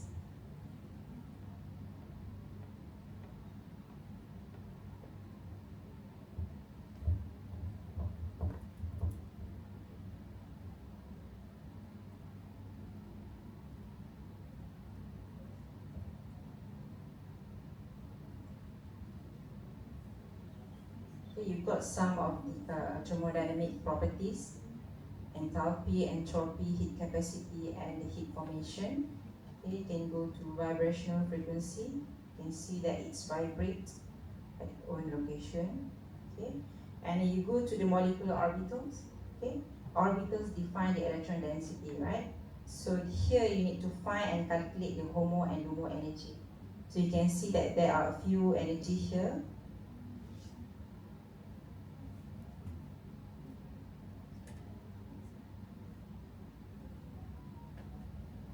So you can see that the highest negative value is about negative 7.46. Okay. And then the positive, the nearest gap between the positive and negative is about 6.68.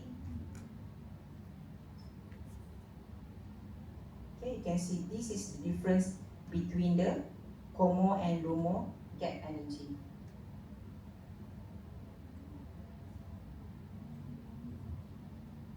Okay.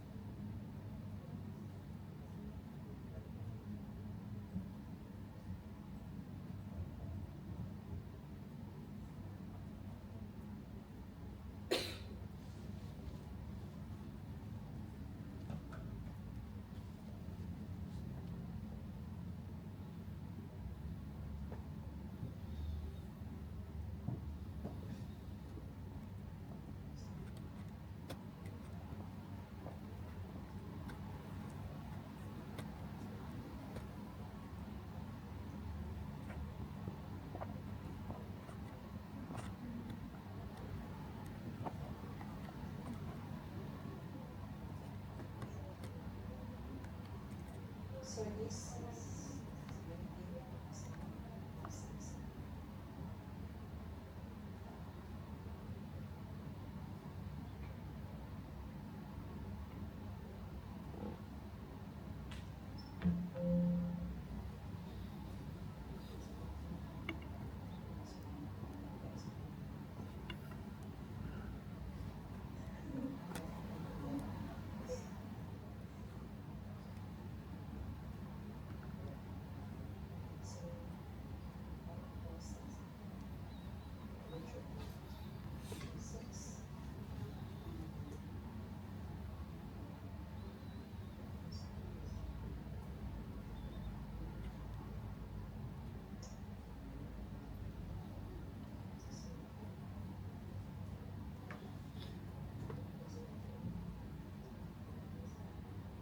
this is a LUMO.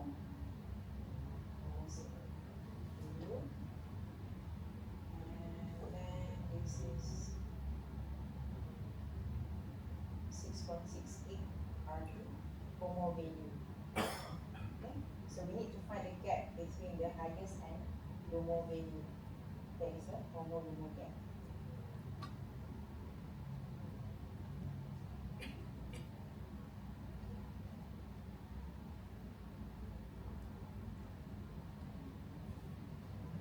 So So this is the electron density of the highest block, highest occupied molecular orbital.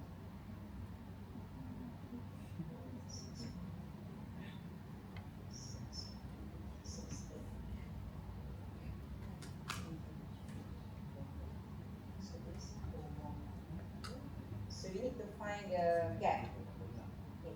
So how you find one? Macam mana kira dia? Satu minus apa? Homo minus homo. Are you sure?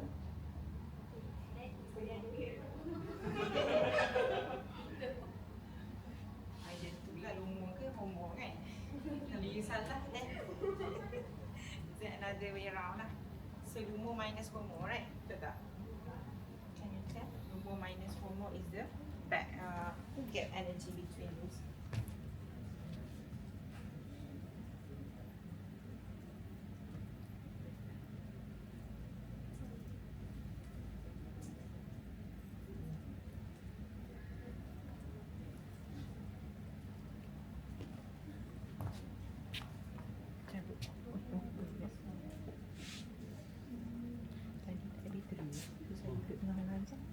Saya duduk dulu. Dia kena handle tu ada bateri. Select bateri sini lah. Ikut saya. Okay, so Akbar, macam mana kira homo lumo? Lumo minus homo kan? Betul, lumo minus homo, right? Oh, Cik GPT. Tak boleh. Mana? Betul. So, lumo minus homo lah. Okay, so how to find the gap energy is lumo minus homo.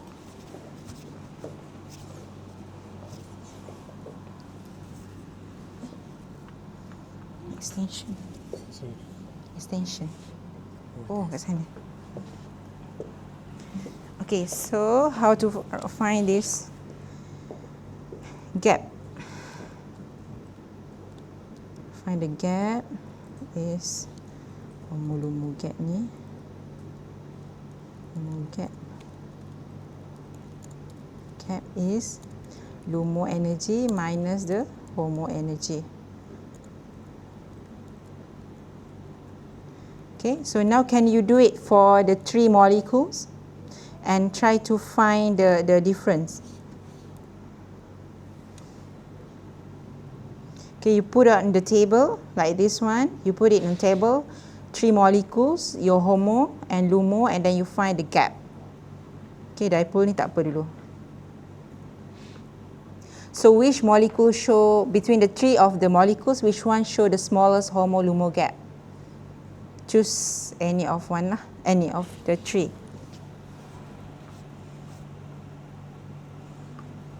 Ni air saya ke?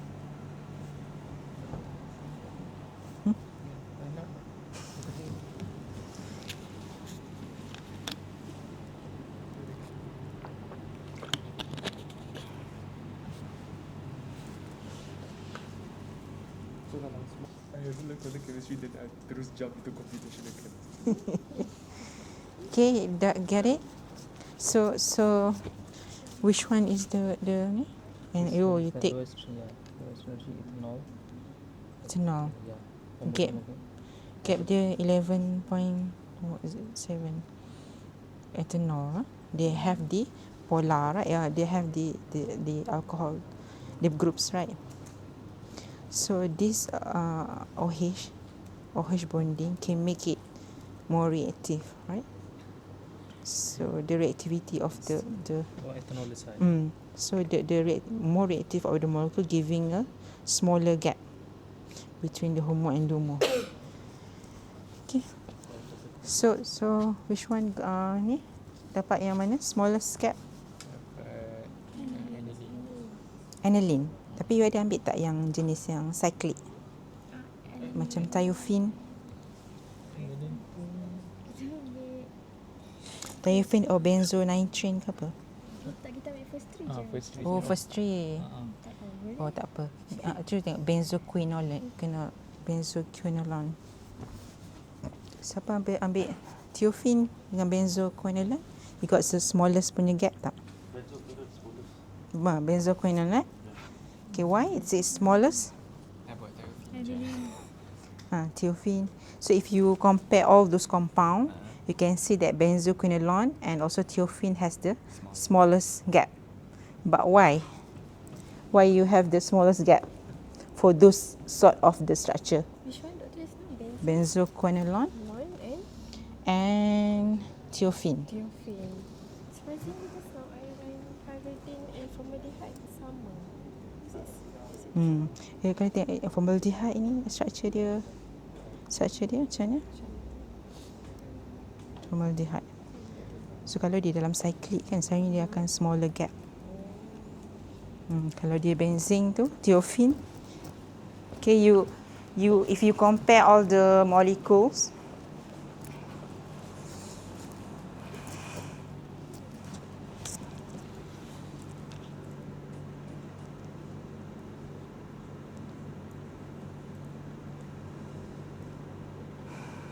mana punya molecules tu?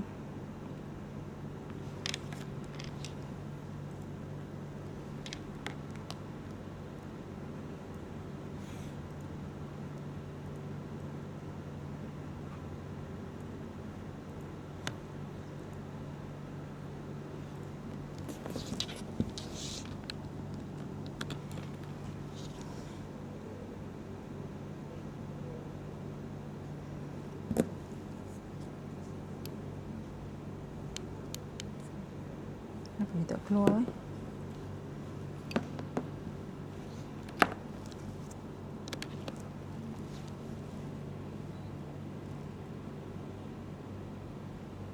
Windows P. Oh, extend. Okay, thank you. Okay, if you can compare all the compound, you can see actually the thiophene and benzoquinone will have the smallest gap. Okay, actually benzoquinone have the smaller gap. Why? Why is it? Kenapa? Because it has a delocalized electrons. So because of these electrons, okay, they make it more reactive. So that's why they have a smallest gap. Okay, that's why we calculate the electrons. Okay, kalau more stable compound, they have a very large gap. Okay, that's because of the delocalized between inside of the rings lah, right? Thiophene and benzoquinone. Okay. Aniline also has smallest value. Betul, aniline. Yes. Methane has the largest. Methane is a linear structure kan? Yes, CH4. So dia stable lah. Kalau dia ada macam if you have thiophene ni it's delocalized electrons, right? Okay, methane is common. Benzene pun dia ada delocalized electron, right? So that's why you got the smallest juga ni. And then aniline. So what is the structure of aniline? Aniline is that looks like this. Like it's benzene ring with nitrogen. It's NH2, right? Yes. This NH2 is reactive to any bond. So because of this one,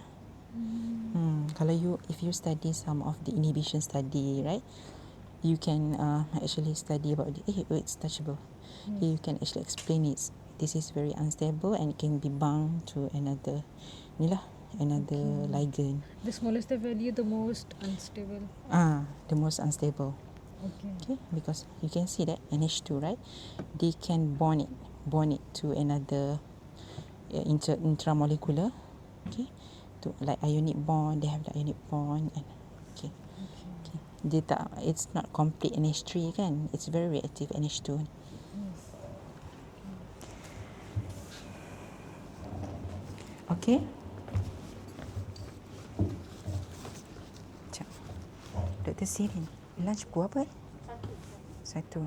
Okay. Macam mana Fatih? Sekejap Instruction memang kita tak boleh run. Boleh. Saja saya try nitrogen yang sini tak boleh. Nitrobenzin. Itu kompleks. Itu kompleks pula. Pyridine pun sama. You check tak? Betul tak? Structure ni tu nitrobenzin. Kadang dia terlebih apa? Betul. Tu dah nitrogen.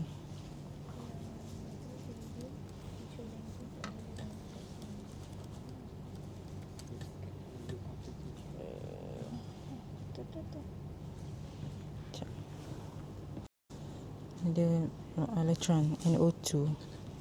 Lepas tu dia kata Ni ada oksigen, ada hidrogen ni. Dia NO2 kan? Nitrobenzin, nitro. Bukan alkohol. Dia tukar, try tengok.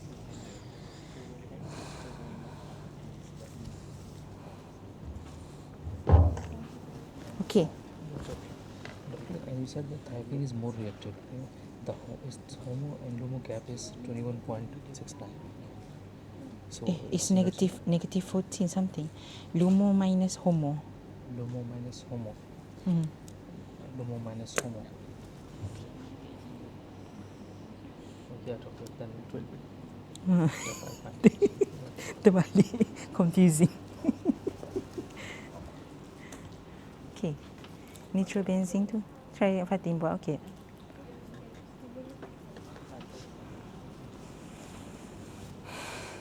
Oh, tak. ChatGPT dah. Tak payah masuk workshop ni. Tak boleh. Betul. Aku baca like how is like yang bonding antibonding tu Cancel each other. Okay. It's like trying to make sense of what is the importance of homo-LUMO in maybe reaction ke Dia macam ingat tak sp2, sp3 kan kita locate the electrons in the orbital. So kalau dia tak occupied, first orbital, second orbital. Kalau dia tak occupied, dia tak stable. Kan ada dua octet, apa kan octet, ingat tak yang dua tu dia stable kan. Kalau dia ada satu, that orbital is not stable, so it's not occupied. Can you relate it? dia macam You can relate it. I only know like basic chemistry aku form 6. Okay, I think we continue to the next module. Okay, we have a lot of time right now. Okay, we have about 20 minutes before we go lunch. Okay, we just continue to the next. Okay, Chemi Informatics. What do you know about Chemi Informatics? Have anyone do the Chemi Informatics? You do, right? Okay, so just do it. Okay, what is Chemi Informatics? Sorry for those design. Okay, it's combination of chemistry and also informatics, where we transform all the chemical information into the data. Okay, for example, you have the structure. Okay, you convert it into the smiles, for example, and you can get a sort of binary punya numbers ke, right? Then you can actually analyze those data. Okay, so why we use Chemi Informatics? Of course, it's avoid the costly experiments, and also currently we are supporting the AI or machine learning development lah. So when we convert the data, we can use it for another prediction in the AI. Okay.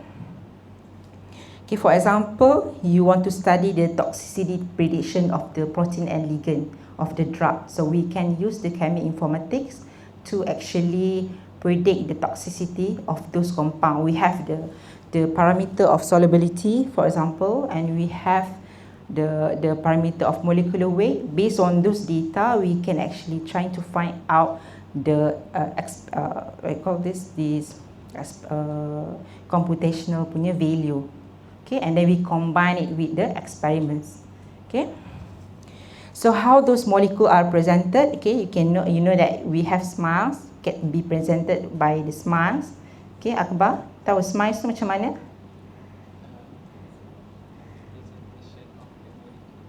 The molecule like CC yang you buat tadi, yang you copy paste tadi, right? That is a SMICE, okay?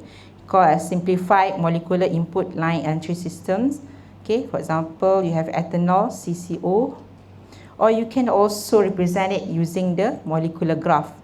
Okay, for example here, there is a molecular graph for those molecule. Okay, so application of cheminformatics basically in 3D Q-cell study. Okay, we study the quantitative structure activity relationship.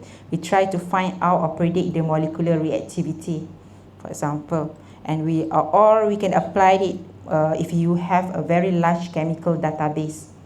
Okay, and you can also find the patterns based on the data. For example, you have some drugs. Okay, you have a lot of drugs, and you use all the properties of the drug solubility, and you use all the properties of the molecular weight, and you can finally find out which compound that have the low molecular weight that contributes to the solubility of those compound. Therefore, they be accepted as a drug. Okay. Okay, so tools that we use for the cheminformatic analysis can be a nine. Okay, it's more like a pipeline. Okay, and you can use the RD kit. So today we're gonna use the RD kit from a lot from the GitHub punya database. Okay, we can use it. Okay, and those database can be digging out from the PubChem, and we can also analyze using the Canvas. Okay. Canvas is a licensed software, but it's very easy lah. Very easy. You just put all the molecules, for example, and then they can predict for you. Okay. Okay, so this is descriptor table for molecule. If you, let's say, you want to convert those molecules into numbers, okay, which it can be those molecules have to convert it into numbers, and those they have this type 1D molecular weight, for example, and log P for solubility, and they also have the descriptor 2D, okay, where we can actually locate the atom counts or rotational bond, okay, and then 3D you can also put on the surface area punya descriptor and polarizability of the descriptor. For example here, okay, you have ethanol, there's a small CCO, and there are huge of the data for ethanol. Okay, we can put on the molecular weight, and then solubility, atom count, rotational bond, surface area, and also polarizability. Okay, there will be a lot of properties lah for each of the molecule. Okay. Okay, so the molecule, other than SMI, we can also represent the molecule by graph. You can see here, the graph theory is applicable to any context that can be described by the nodes and age. Okay, can be used to represent and search both 2D and 3D chemical structure. Okay, 2D is like the connection of the connection tables, and then nodes can be represented as the nodes, which is correspond to the atoms. Okay. And the age is correspond to the bonds, right? And then the 2D graph describe those topology of those compounds.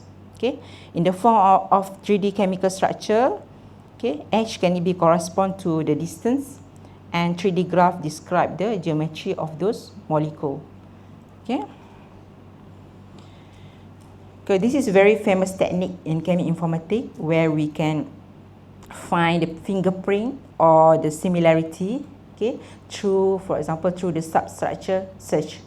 Okay, so basically fingerprint is a binary vector that is translated into the number that encodes the presence or absence of structure features. Okay, for example, you substructure those compounds, then they detect based on the binary numbers and fragments in a molecule. Okay, let's say you have the ethanol, right? So those OH groups can be denoted with certain nodes, certain number. So when we do the substructure search, they will find the similar nodes, the similar number, binary code of the OH, and you finally got the groups of the compounds that contain the alcohol types of compounds. Okay. Okay, these common fingerprint types, okay, MACC as keys is predefined structure, and we can also convert it using Morgan. Fingerprints is normally generated used in the RDK. Okay, and we can also find it using a topology fingerprints. Okay, based on the connectivity path. Okay, so this is an example of the similarity searching in cheminformatics, where we combine the color and the shape. For example, you have a compounds like ethanol. So the Tanimoto search number will try to find out the compounds that having the similar shape of those ethanol, and also the wave, the color, the van der Waals process inside of the compounds. Okay. So from the Tanimoto shape, its combination of the shape Tanimoto, we will find out this compound that having the similar shape and also color Tanimoto. Okay. And we perform a 2D graph Tanimoto and find the number that represented the difference between the query structure into the structure that we are looking at in database. Okay. This is example of the 2D visualize of the heat structure lah. So we have this structure as the query. Okay, we have those structure as the query. Okay, and then we have the color Tanimoto substructure search, where it can be finding the similar cyclic structure of those cyclic compounds. Okay, having a polarity here at some of the atoms. Okay, and then it combines shape with the color to form a graph Tanimoto and giving out the value that having the similarity search number. Okay, so example, this is overlay between the query punya compound with the heat structure. So you can see that the shape will be like slightly similar, and maybe some atoms will have a similar atoms at the same place. Okay, so that's how we combine the shape and the color.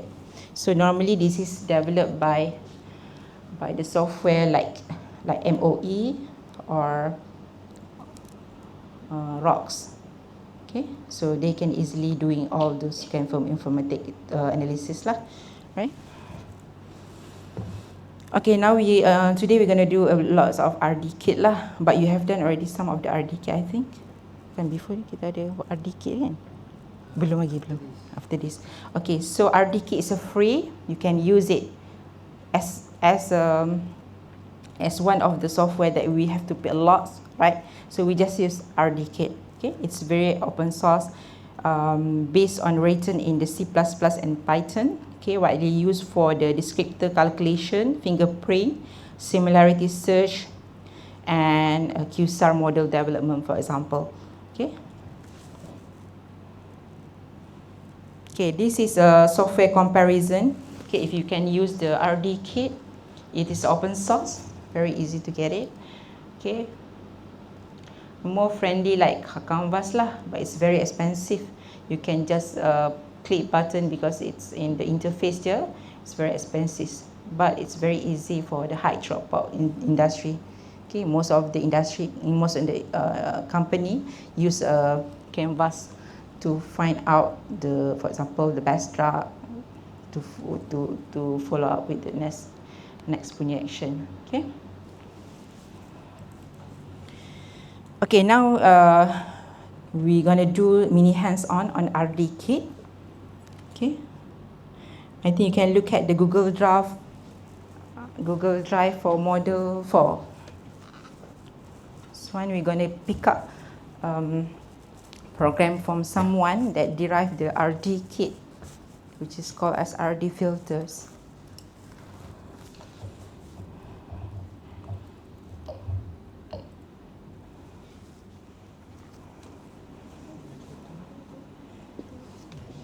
The mode of activity. Ada 2 guide kan? Oh, yang new.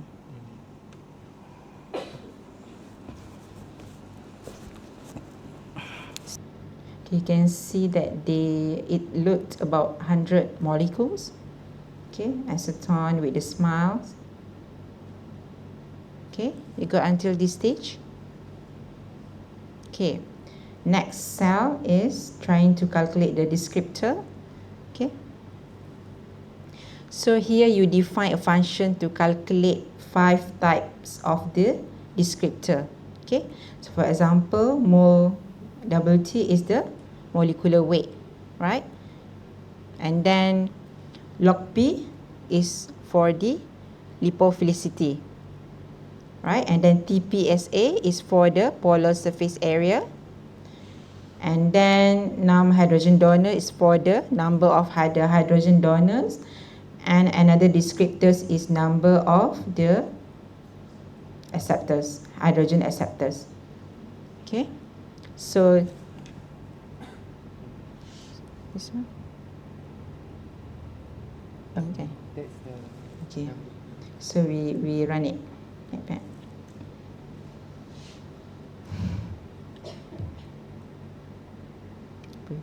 Dah run ni. I think after that below. Below. Yes.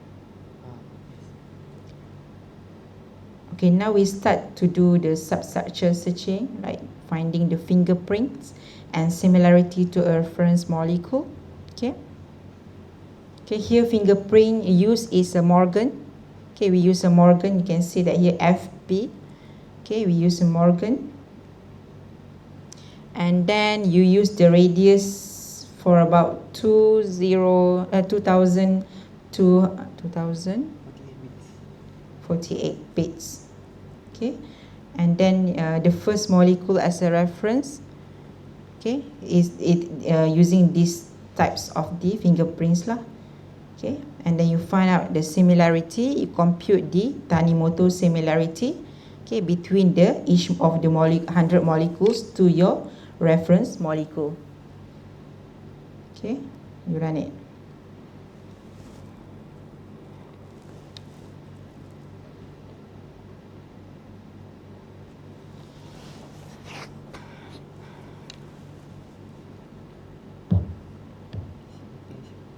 PCA pula.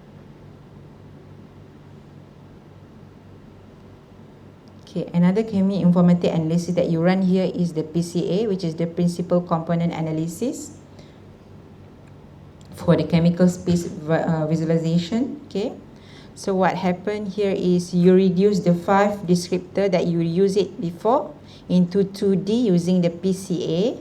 Okay, and then you help it to visualize in the chemical space. Okay, and then you store it using the new access of PC1 and PC2. Okay, and then it.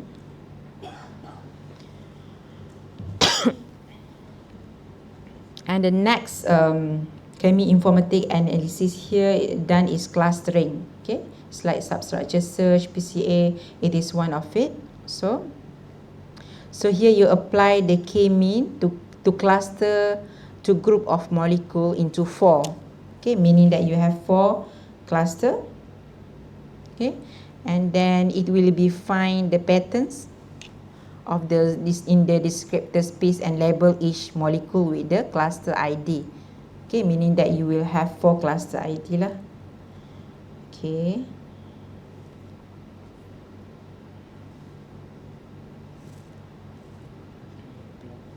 Plot je.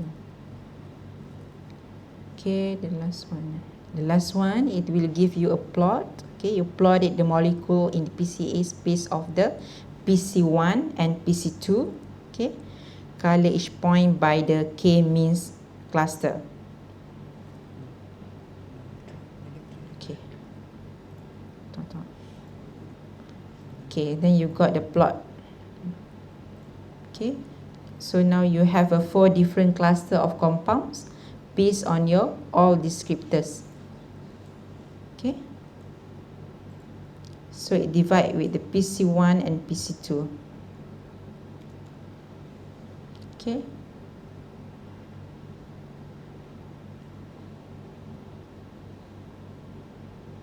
cek tengok PC1 PC2 tadi. PC2. Plot 2D, direction, most variation, main difference. Alamak, saya nak explain apa maksud plot ni. Kan? Betul tak?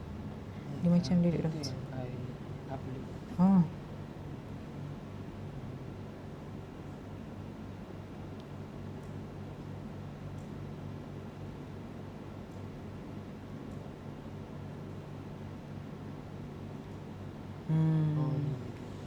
So, so you can see that out of 100 molecules, okay, you can see that there are blue groups ni, they have a similar traits of compounds, okay, almost similar cluster lah, so they have the similar traits, okay. Kalau tengok yang orange ni, 1, so they are almost having similar traits here and here. Tapi dia tak dapat dia punya number. Okay, so what happened? Cluster 0 is blue color. Okay, so blue color mostly happen at the left, right? So mostly at the left, maybe they have the lower molecular weight, okay, or the lower log P value, lipophilicity value, okay. And then the cluster orange here is mostly at the right side of the PC1, okay, could be more hydrophobic. And cluster 2, which is the green, which is at the center, you can see that maybe it has the average properties between hydrophobic or lipophilicity, more polar lah, okay. And then cluster 3, red color, sini je. So has only one molecule. So this is very rare lah, okay, unique molecular compound. Okay. So that's how the RD kit works on the chemi-informatic analysis, right? Okay. You can try at home, like you are going, you go for the GitHub from the Pat Walters, for example. There's a lot of RD kit there. You can go to Walters.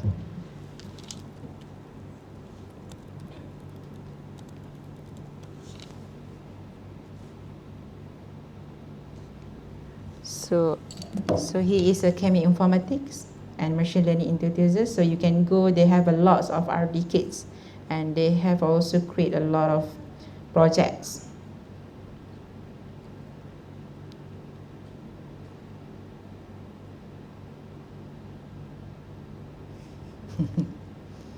Okay, can go around lah.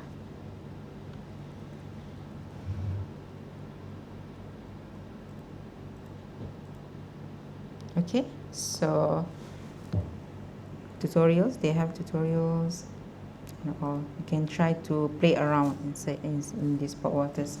Okay, so now it's done on the chemi-informatics. Okay, okay, now we break for lunch. Computational chemistry, basically to accelerate simulation in materials discovery or drug development. Okay, so for example, AI can predict molecular properties and reaction outcome without running expensive simulations, so it can be easily done in the clouds. Okay, for example, AI models can predict the solubility of the drug or the toxicity of the drug or the binding affinity molecule in second and 7 time, and computational chemistry dia akan save time and computational resources lah, right. Okay, second benefit of the AI in transforming the computational chemistry data is through analyzing a complex and very large database. Okay, so AI can analyze either it's from the data is from the computational or experimental, so we can combine it and predict the model. Okay, for example, AI can analyze chemical database, okay, to identify potential drug candidates or potential materials for the specific properties. Okay. Okay, another benefit of the AI is to optimize simulation. Okay, let's say you have already run the simulation and then you can compare all those with the AI driven simulation. Okay. So what machine learning can learn from? Okay, from the chemistry perspective. Okay. can come from the smiles. Okay, you have the structure. So we can actually convert the smile into the data in the machine learning. Okay, and then if you have the descriptors, log P value, for example, okay, molecular weight, for example, that can be used as our input data, right? And then we have fingerprints, like in the cheminformatic substructure search. Okay, we can also use that as a input data. And then we have the graph, is a form of the representation of the chemical structure. Okay, so ML input in chemistry can be a sort of numbers, vectors, or graph derived from those molecule. Okay, either it is small molecule or large molecule. Okay, it can transfer lah. Okay, for the input as ML.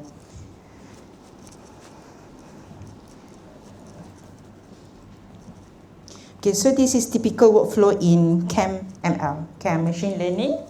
Okay, first we have to start with the structure descriptor and fingerprints. You have the data, and then after we got all those data, we split it into training and test set. So supposedly like 80 training set and 20 test set. So those test set will be learned again, right? Okay, and then we choose. And then after that, we choose the ML model. Okay, further we train those data and validate the model. Okay, and then finally we predict the new molecule property. Okay, that is a typical flow for the Chem ML.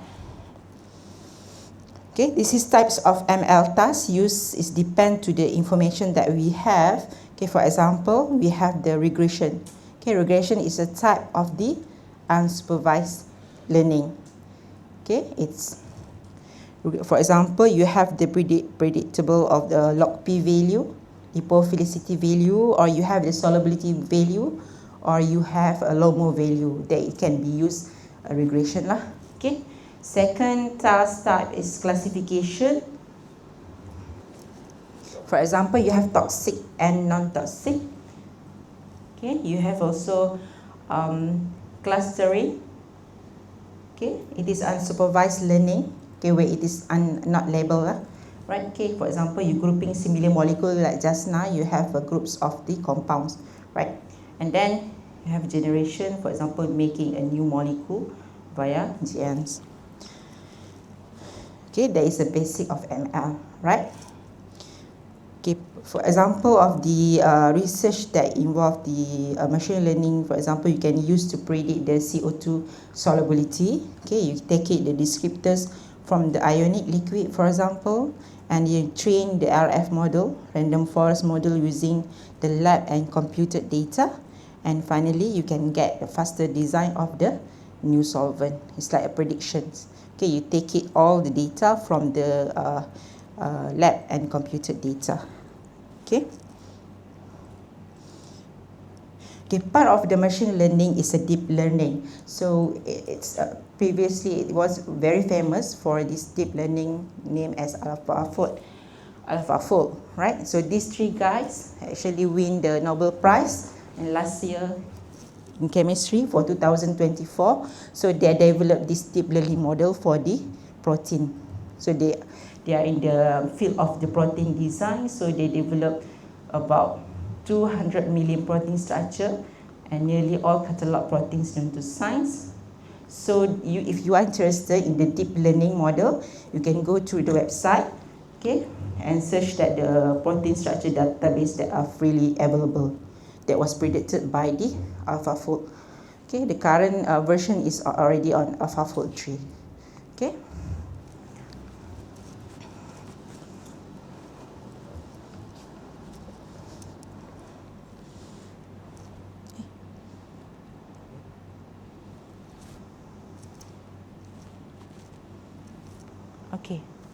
Okay, just moving forward lah, right?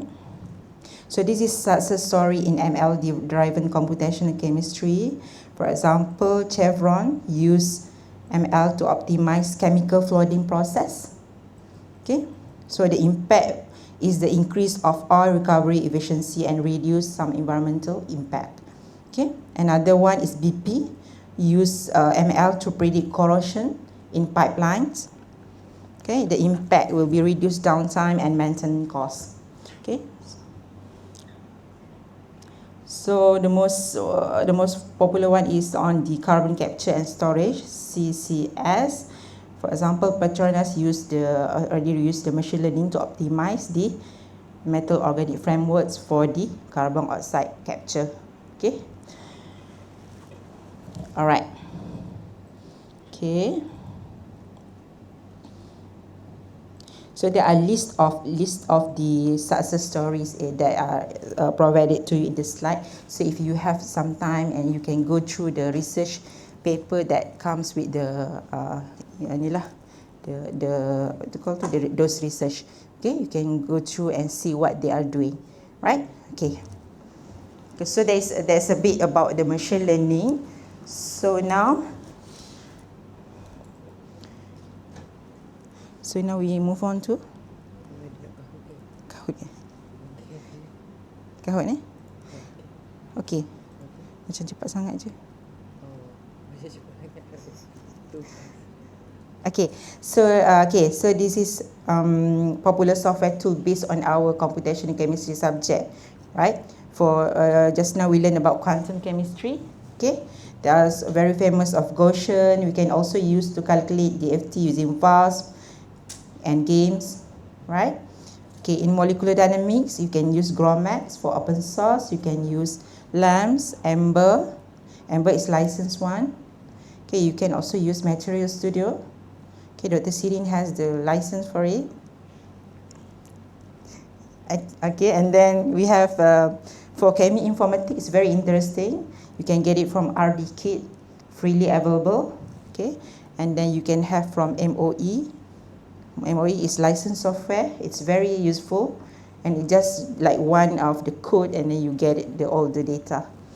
Okay, and then you can also put in NIME pipeline. Okay.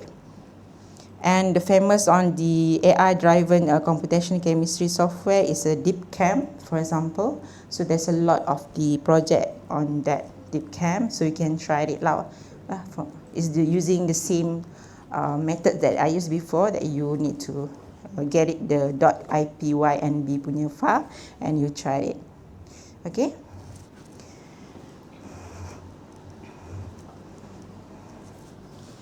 Okay, so this is some of notable supercomputer in the world. Okay, this is like the largest lah in the world. For example, this one I used in Japan before. It is named as Fugaku. Okay, Fugaku has about 442 petaflops. Okay, it's located in the RICAN, and it used with a lot of applications in material design, in drug discovery, in protein prediction, and so on. Okay. Also in the prediction of the disaster. Okay. Okay, and then another famous one called Lumi is located in Finland. So it has about 309 petaflops. Right, the location will be in the IT Center for Science Finland. The application SIM currently used for the AI research. Okay, another famous one is Summit from the US. Okay, performance is about 148 petaflops, and it's located in the Oak Ridge National Library. Okay, the application is more on the energy research. Okay. Good. There's a bit about the machine learning in computational chemistry. Okay, now I think boleh kita buat ini DeepChem. I think kita buat DeepChem nak. Terus the GitHub one ke? No. Hands on too. Kan? Kebosan je. This is activity ke? Activity lah yang ni, kita buat yang ni lah. Okay. Okay, now let's go to the activity on the machine learning. Kita try tengok, we try to predict the boiling points using the RD kit. So this RD kit is developed by someone that use the AI punya algorithm to predict the boiling point. Okay, you can try to look at folder activity model 5. Okay, Jane, seems you are tired driving. Okay. Okay, can try to do it. Okay.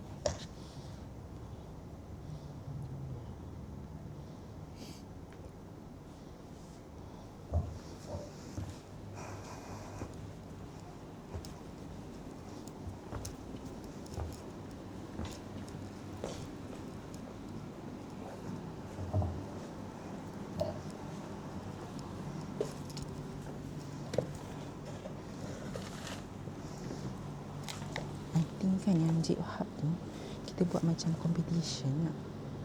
Macam kita suruh dia orang ambil PDB sendiri daripada protein database, kita suruh dia orang buat dalam kumpulan.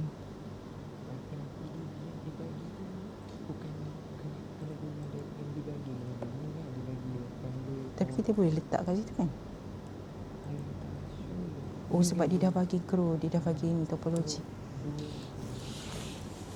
Okay, you can use the same methods.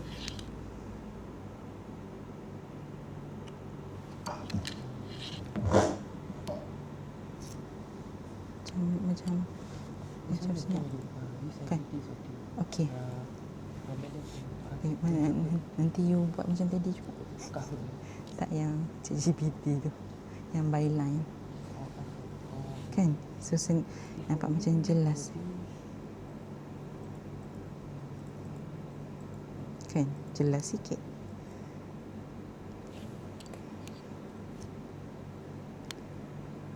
So it's model 5. You can see that mini ML activity guide.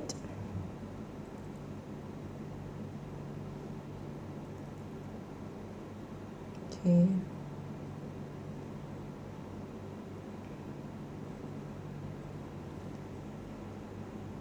Betul.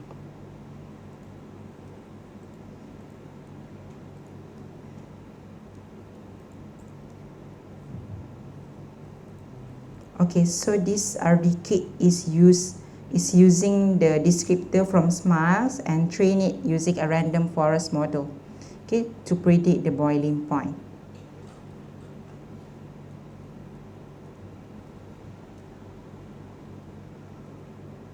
Okay, can you get it?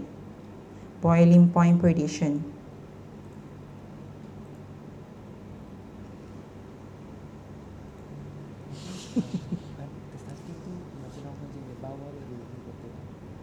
Okay, so you are on the right page. Same. Okay, so we run as usual. The first one is okay lah.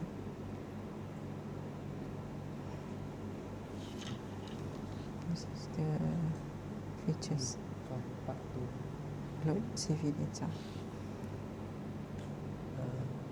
3 kan? Okay.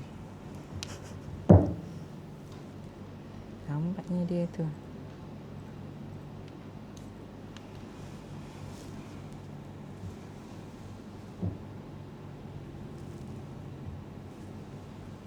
Okay, next. Oh.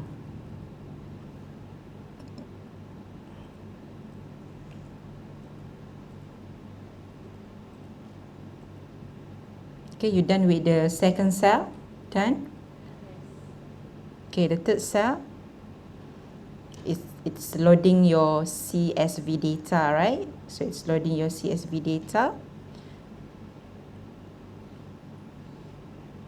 Okay, you can see that the smiles, okay? The smiles. The smiles. Okay, you can see that the smiles, okay, string describing a molecule. Okay, and then you have the boiling point.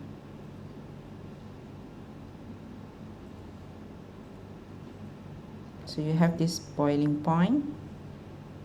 Okay, this is what you are going to predict.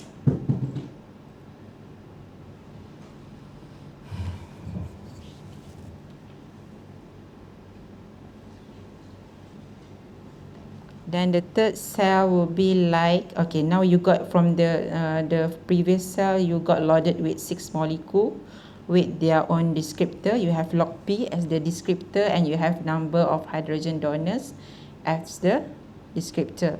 Okay, so these all predictions are based on the molecular weight.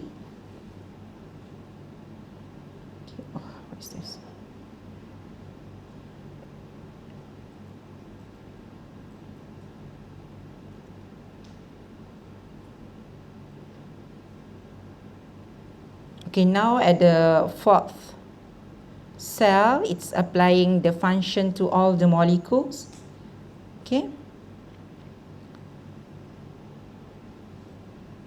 So features here, where is the features?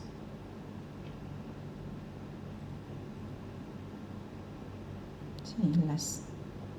I think madam need to run the atas one dulu. Tak nampak mana? Mana? Ni dah. The training. Ni tak buat lagi. Bawah lagi. The training. Oh yeah, ni. Okay, so this is for the trained machine learning. So you are here, you are explaining that you are unique. You are using the random forest. Right here, you are using the random forest to learn about the relationship between it. Okay. So it means that they are trying to say that if these are the molecules, meaning this is a probably its boiling point. So it's trying to predict based on your data. Okay, you can see that you got the mean squared error about 148. Okay, this means that when you comparing with the other data, how far the prediction are. Okay, the value means that how far those predictions are from the model to the other model. Okay. And then finally, after you got it and you plot it, okay, it means that you are trying to visualize the results.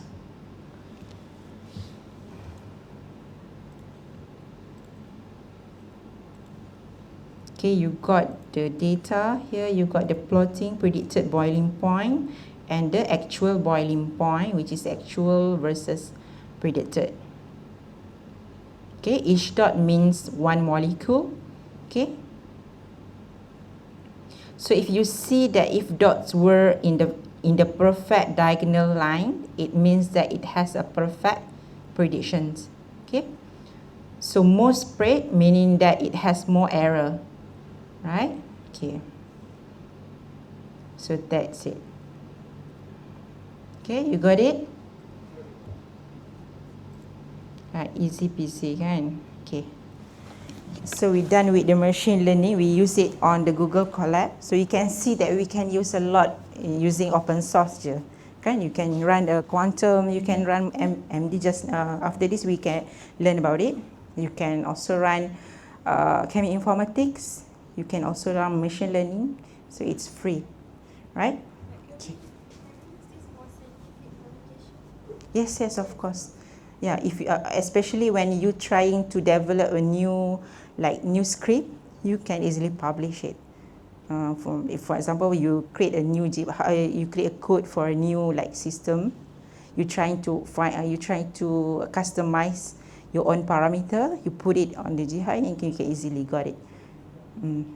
Okay. Okay, so now we go to the hands-on of molecular dynamic simulation. We try to run using Google Colab also, but this one is using GROMAX. Okay. Okay, now so let's go to the hands. Sorry. Harinesh has request to run a Kahoot. Okay, so let's play again. Another prize. So Jing tak payah main Tak boleh main So do you want in the group or you want individually? Individual. Okay lah, you want individual, okay? Okay, fight for yourself.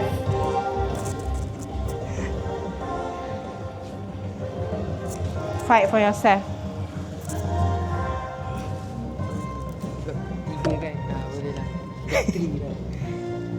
Nanti yang kita buat yang run simulation lah, yang competition tu. Tapi tak boleh PDB lain Macam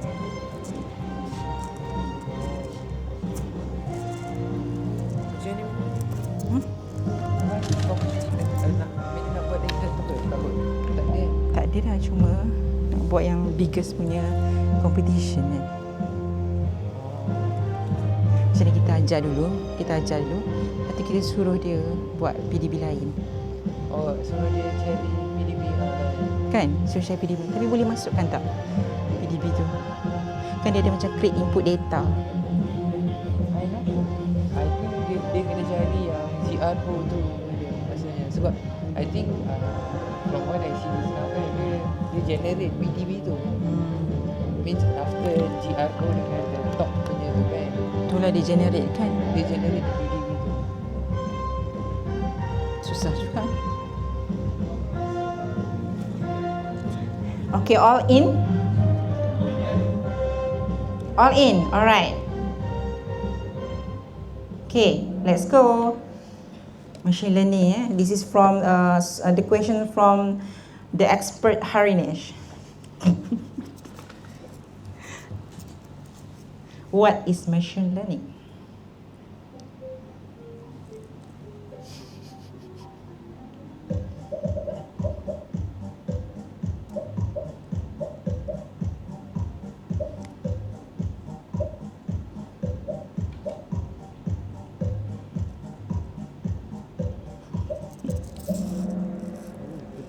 Wow, 14 got right.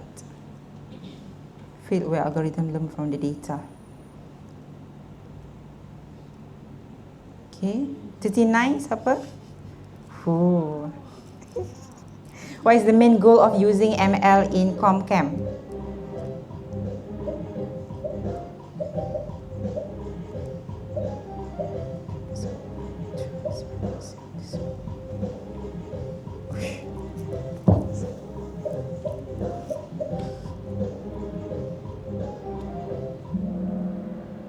Okay, all got right. Seorang. Diorang let experiment faster. Who's answer this one?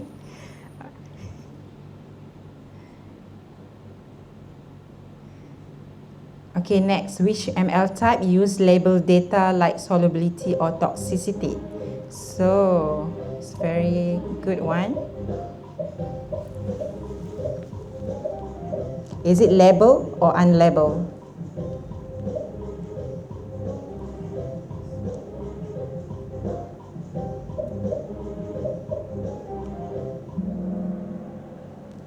Oh, all good, huh? Supervised learning. Right. You like machine learning, seems like. Rob.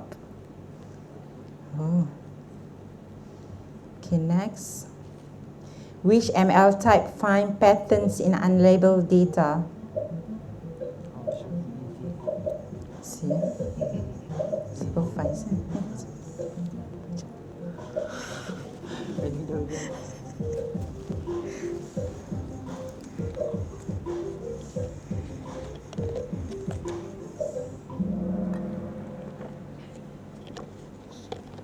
Siapa tekan guided?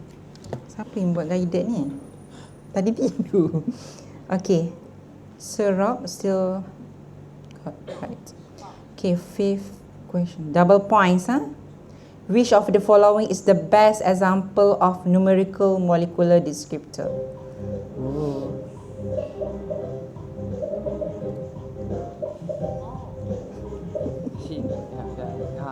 Random dimension, that's the only one. Numerical.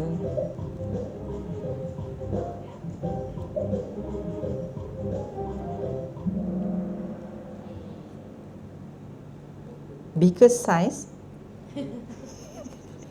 Muhaimin jawab yang biggest size. Tak. Okay, what is the role of AlphaFold in computational chemistry?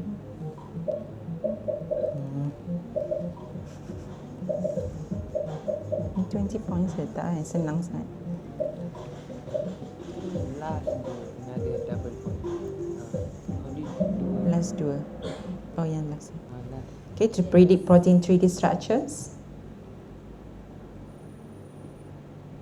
Okay, Rob. Leading. What can smiley strings be converted into ML? ChatGPT prompt? ChatGPT tambah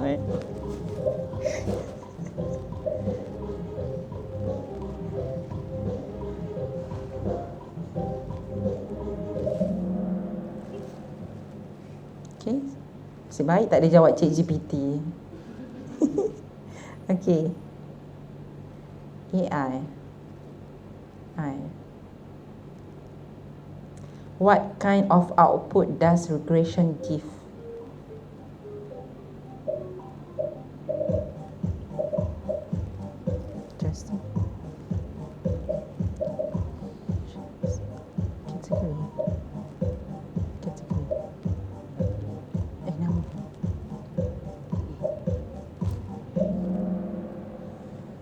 Okay, it's a form of number.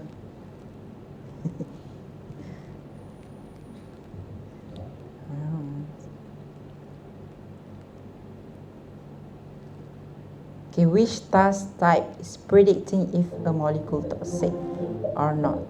Hmm.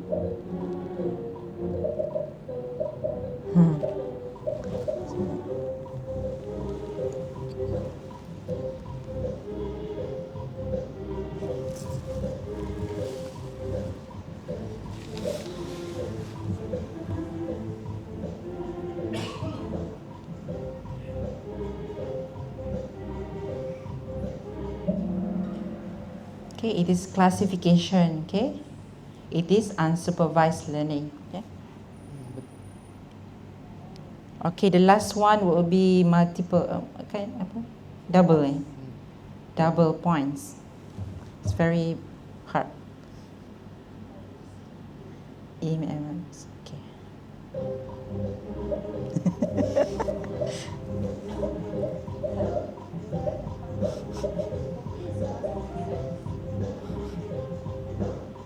False ke true? I did.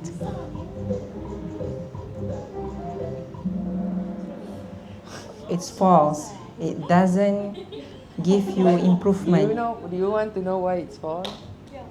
Okay. Because it's like overfitting. Like, okay, the question say, you always, if you increase doesn't mean it's always will perform better. It will make the system overfit. Yes. Okay. Ya, pasal pula start lagi. Who wins tadi? Oh, dah lost dah. Siapa yang win tadi? AI. Betul. AI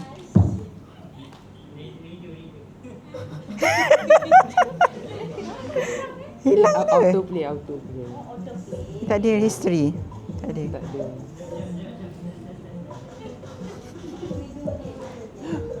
Okay, siapa yang menang tadi? AI Iwani tu AI Yay, Iwani menang. Quantum Computational Chemistry. Okay, Iwani.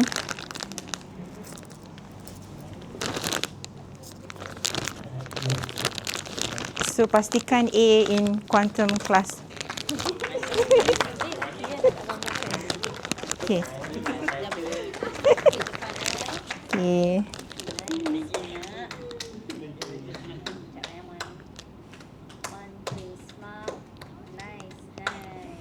Okay, congratulations. Makan dalam kereta Okay, so now we're going to do hands-on. Okay, this one is a good one lah. You can run a simulation using GROMACS in the Google Colab. Okay, now we can go to Google Drive and take the folder of hands-on 1. Okay, J, okay.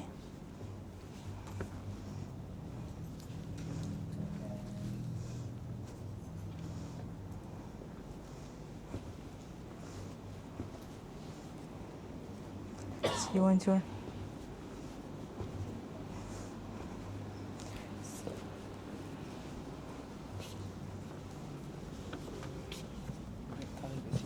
is the GROMACS code kan? Saya sini Python code, saya sini GROMACS code. Ni dia import the sub process. Lepas tu yang dia merah ni. ni. So dia install the conda. Ini dipanggil Ember tools. Oh, Okay, and then install ni for the visual. Open MS for the GROMACS, and this is for analysis. Okay, now we start with the hands-on of the molecular dynamic simulation.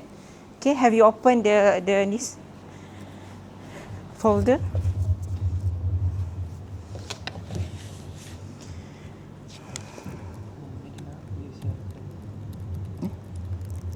Oh, you open kat situ. Okay juga. Okay.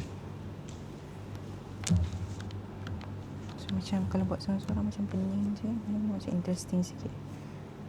Nak group kan? Group ke?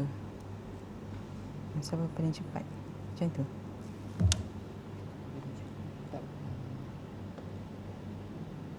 Tak apalah, macam tu kan. Kau macam senyap je semua orang. Kan? Kan? Okay, divide by group lah.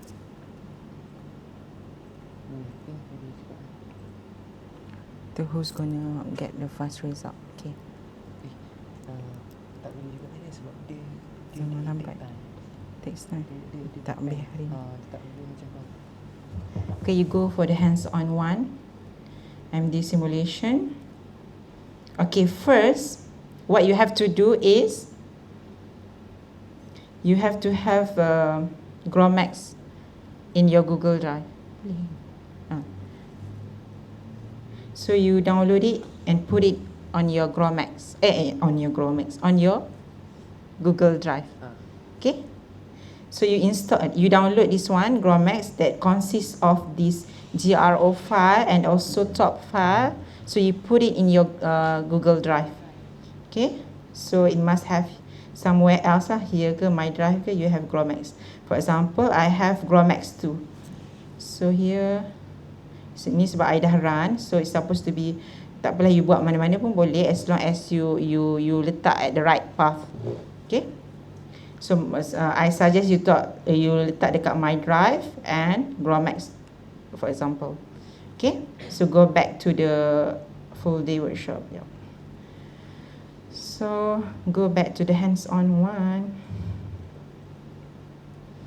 Okay. So this one, right? Okay.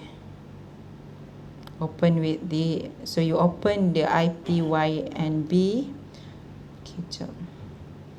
Google Collaboratory.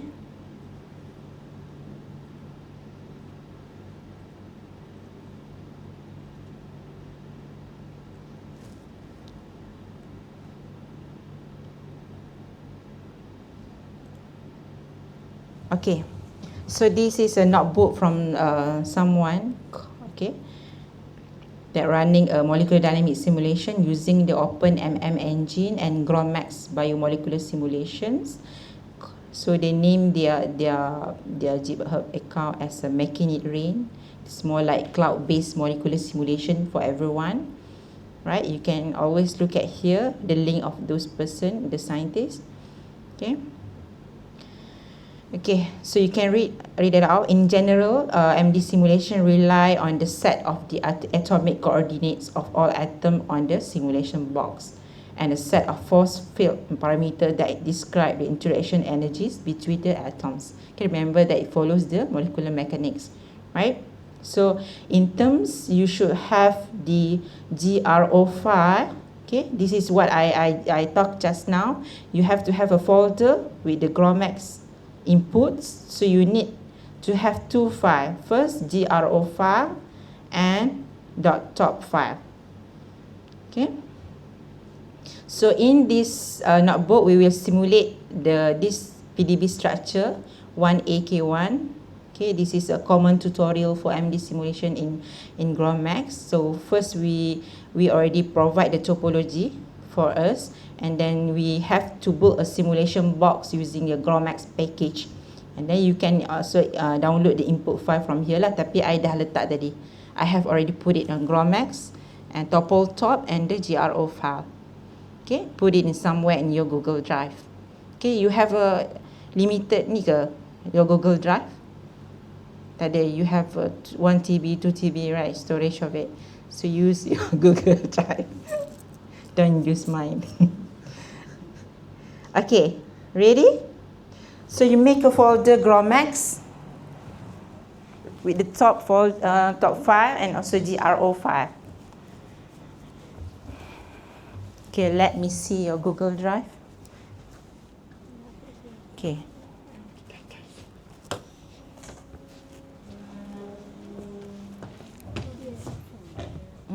This one. The topple top.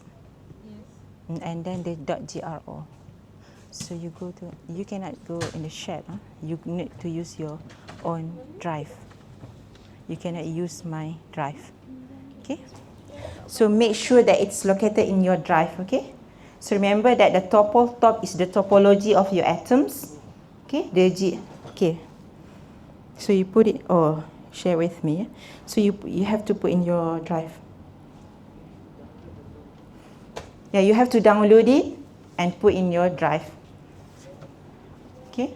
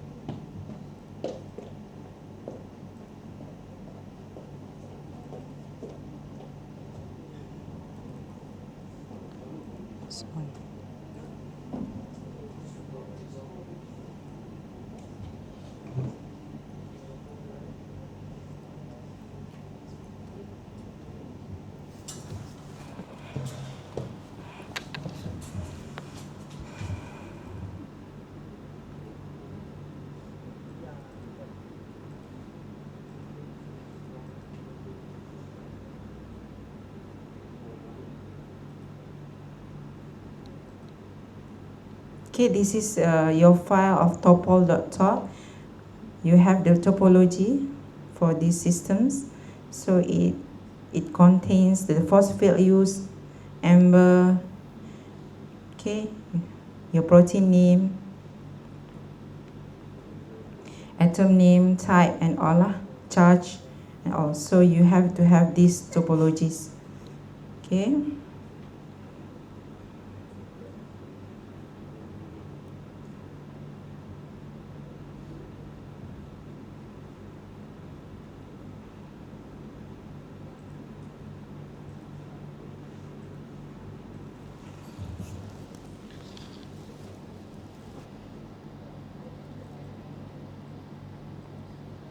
So this is your GRO file, okay, your protein with a certain amino acids.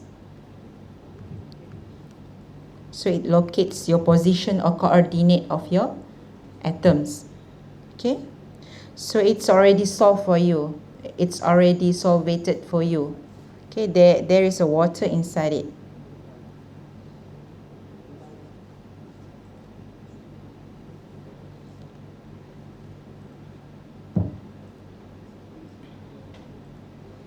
Okay, got it?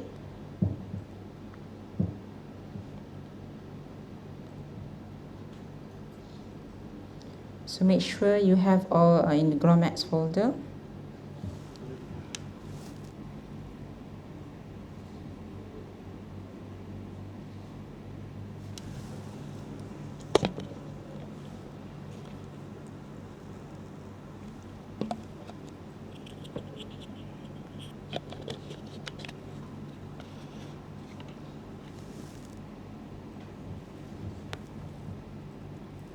So once you have the folder, okay, you need to setting the environment for the MD calculation. Okay, those are the need of the setting like Anaconda, OpenMM. Okay, this is one for your analysis, and the NumPy and tools. Okay, and then this cell will installing Conda Collab for you. Okay, you can start it right away once you have the folder.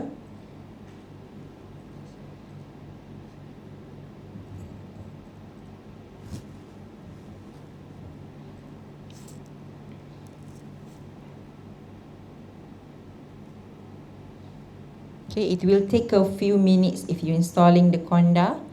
Please drink a coffee and wait. We have coffee, Dr. Sirin? No. Ada? Oh. Oh, ada. Oh, tea break. Oh, ada. Wish. Banyak belanja ni. Okay, we are trying to install the dependency of those Conda. Okay. We take a few time. It will take some time for it. Okay. Run it. Okay, it will take some time.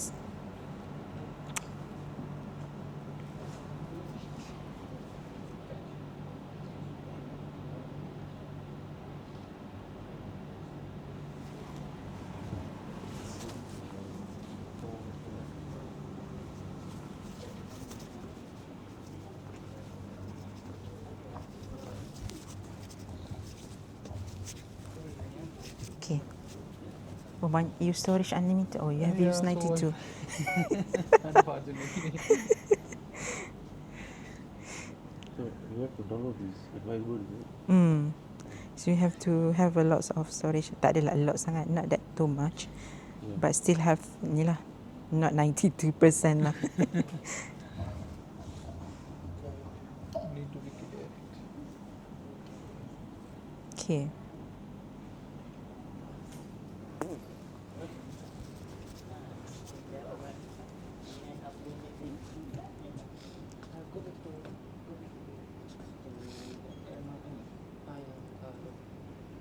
Tak cukup storage ke? Okay. Okay. Baca character. Run. Double click. Tengok. Double click. So dia akan start install Conda. Oh, tadi tu tak cukup lah dia tu. Macam mana? Tadi saya rasa macam dah Oh. settle. Dia kalau tick Tik yang hijau tu baru. Tu. So dia ambil masa sikit tu.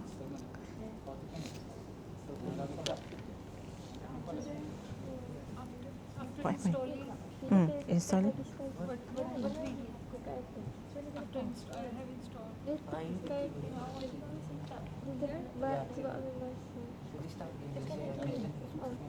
Yang dependency ni ambil masa sikit. Yang ni mungkin okey. Dah lah. Yang tu dah. Yang ni dependency ni ambil masa sikit. Yang ni kira okey kan belum? Ni you kena run. Ni it will take some time. So run. Double click. Okay. So dia lama sikit lah.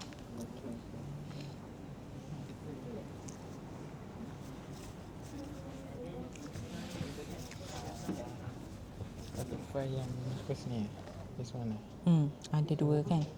So dah download tu masuk dalam drive sendiri. Okay, sini lah. Banyak tak cukup drive. Cukup dia cuma dah upload tu. Okay.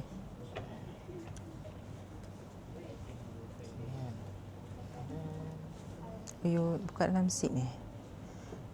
You kena tak zip. Sebab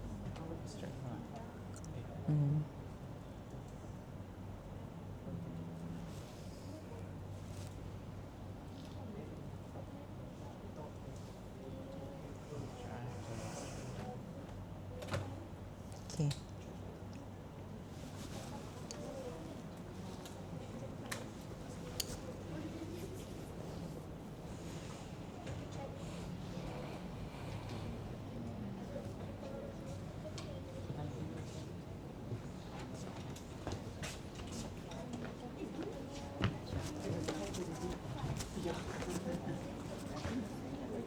Okay ke? Dia direct. You kena tekan. Dah. Tekan dekat dah. Dah. Lepas tu. Okay, tengok bawah dia. Kan tak lagi. Dah. Dah kan? Dah belum lagi. Lama ni sebenarnya. Tik ni Dah 18. tak semestinya dia dah settle. Tapi sepatutnya dah settle. Sekejap. Tapi kenapa you ni? Call is already running. Tengah running ni. Sometimes dia sekejap.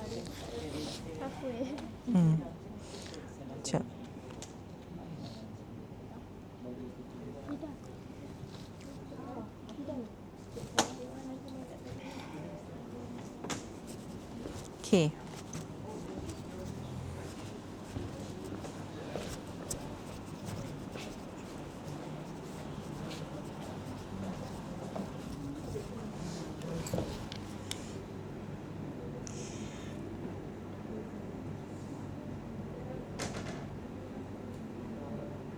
Okay, after you run for this, after you run for the dependencies, you go to this one, okay, using Google Drive to store simulation data.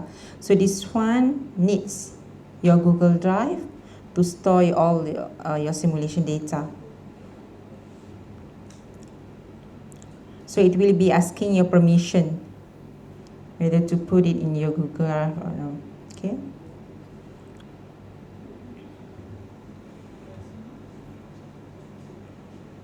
Okay, must be connected to your Google Drive.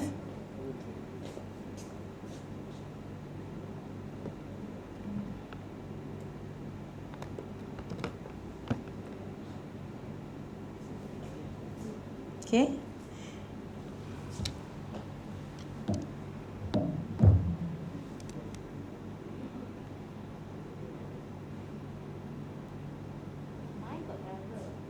You tekan 2 kali tak? Dia kadang-kadang error tu. Drive not mounted. Oh. Drive not mounted. Yes. So it's exactly the Connect same. So to- I connect, then sign in Okay. my account, right? Continue. Then continue. This one should I select anything? I think it's different. I select all lah Select sebab all nak lah. sebab dia nak. Oh, yang ni lah. Hmm. So select Okay. all, allow lah. I didn't allow just now because Oh. possibly that's the Sebab dia reason. need your permission to go in. I see. Hmm. Okay, then running already. I think just now because I didn't allow. You afraid I that takut million macam- grants you lost. I'll takut dia hack my personal data. Boleh dah, running dah. Boleh. Kan? Yes, done. Done. Yep. So dia will put, dia akan transfer you punya ke arah folder you lah. So it means like Mounted all to the you. simulation data will be automatically saved to my drive lah, Yeah. basically. True.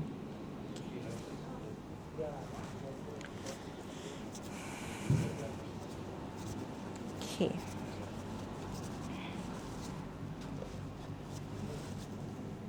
Comments.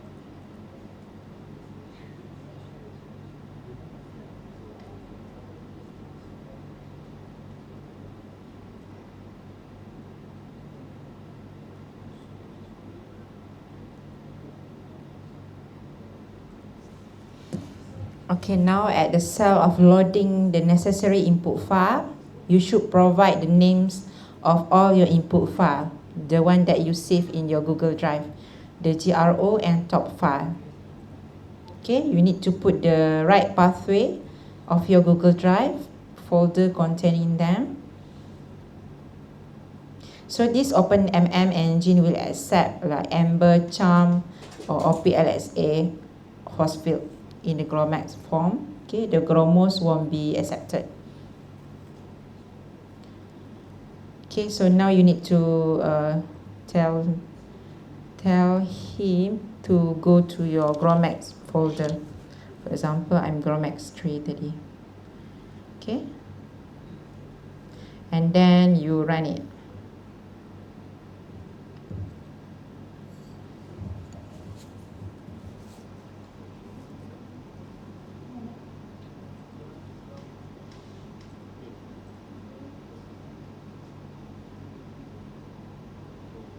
Okay, and then after you run it, there is a it ask you is you need to install the following package. You click it, you see the box and type Y, enter.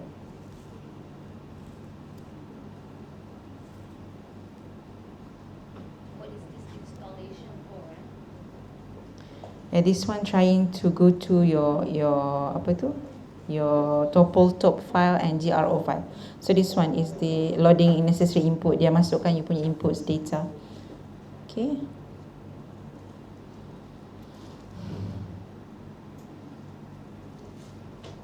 Okay, it's currently running.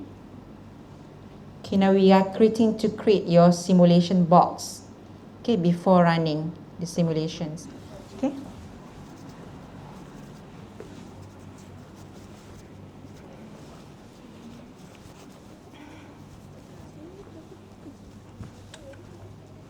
Gelap ni bunyi ni. Apa dia tadi? Okey, proceed Y dah.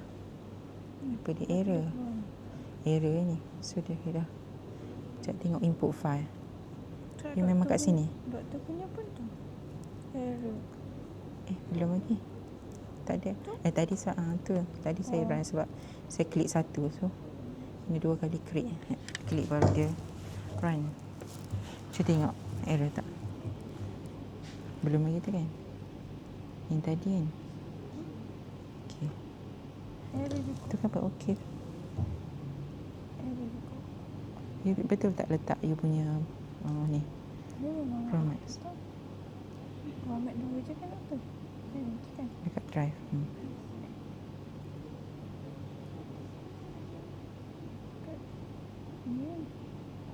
Dua je. Tapi you dah pathway lain lah. Kalau you dia dah renovate dah. Kalau you dah run lepas tu salah, you kena buat from the start sebab dia dah recreated your data dalam tu. Start dari sini. Start balik, pergi mount balik dalam Google Drive you. There's a step bawah lagi. Ni kena import your Google Drive. Tapi you kena tadi yang delete balik lah, you kena letak balik topple.top dengan GRO file. Sebab dia dah rewrite your topple top. So kena delete juga lah. Yang ni delete lah. Tapi yang ni pathway ni. Ni apa ni? Ni pathway lain dah. You kena buat another folder. But ni okey lah. Ni my drive terus gromet kan. Kena topple top you. Tapi dia dah rewrite sebab you dah error tadi. So you create another, delete lah yang ni. 2 ni delete.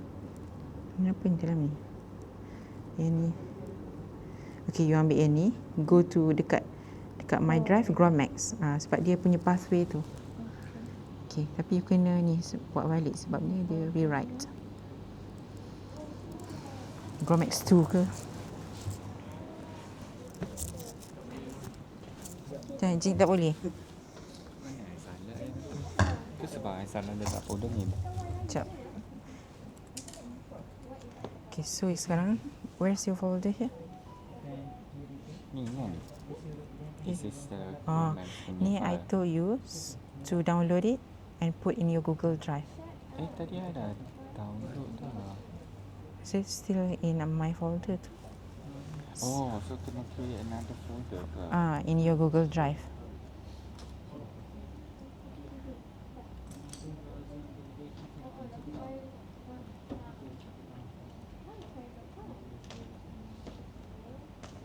Okay. Try topple top dengan GRO file.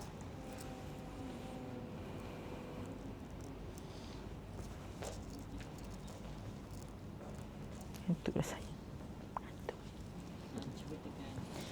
Okey, boleh tu.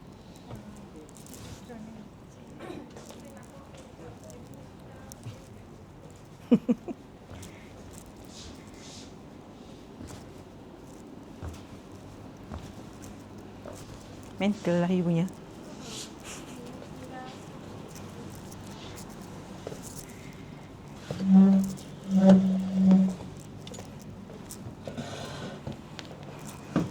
Ni kena 1-to-1 session.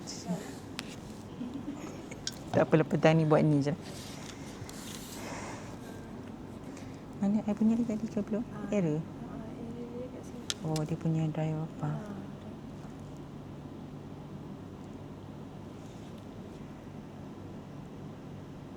Check your input names. Saya kena buat balik ni.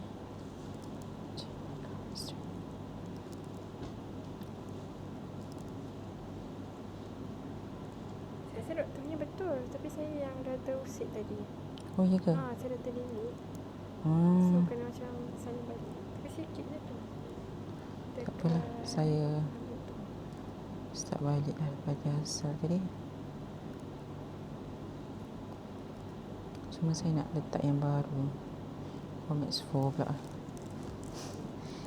Bila saya ni, saya tak jadi clumsy kalau itu kan. So saya kena buat yang baru. So tak nak dia sometimes bila kita dah run, dia akan rewrite the top file tu. So that's why kita tak boleh.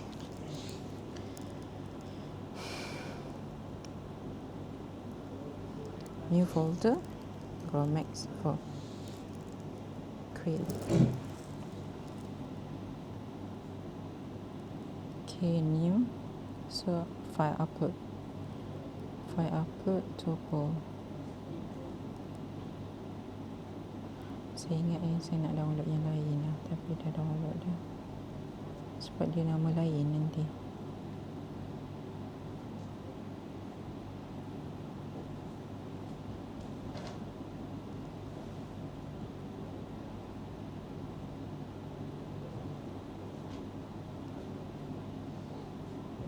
Ni saya punya ni hands on.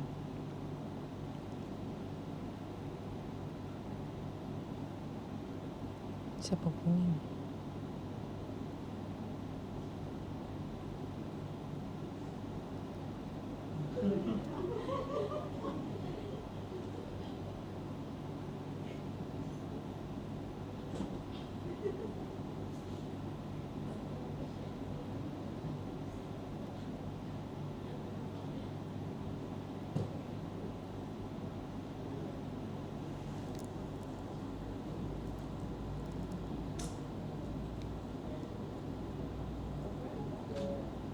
Oh, tak boleh. Sekejap. Go to my drive.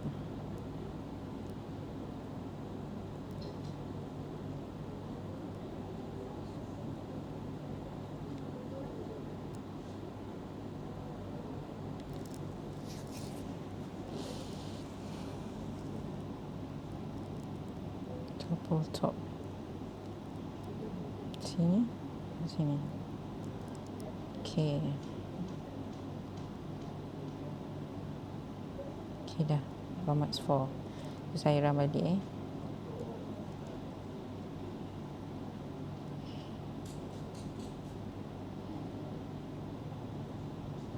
double click.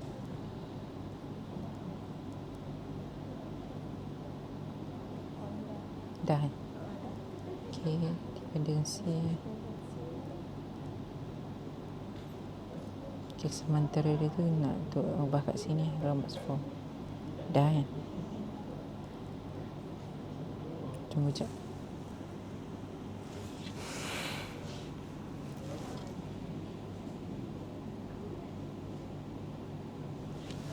Dah siap ke?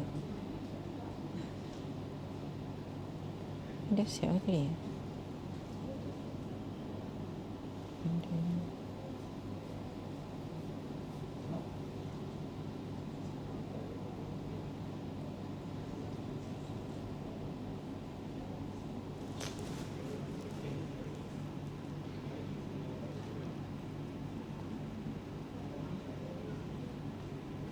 Okay, dah. Lepas tu tadi user dia nak mount balik. 2 kali salah. Kalau dia buat sekali dia salah. Macam ni kan dia salah kan. So dia kena buat 2 kali. Klik ni.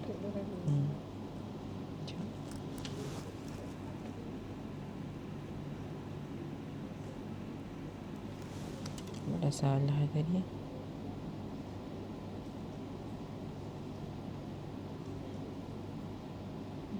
Export Google Drive.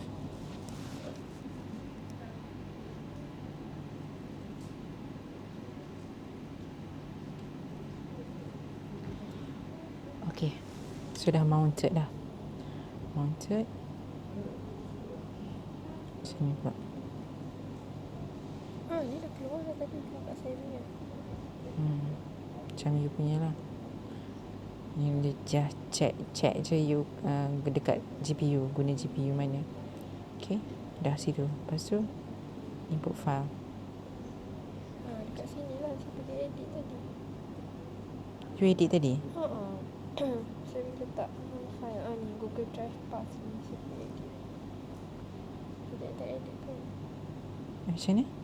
Saya dah pergi kacau kat sini. Oh, you kacau tadi? Oh. Lepas tu okey dah. So I punya ni okey lah. Doktor punya okey.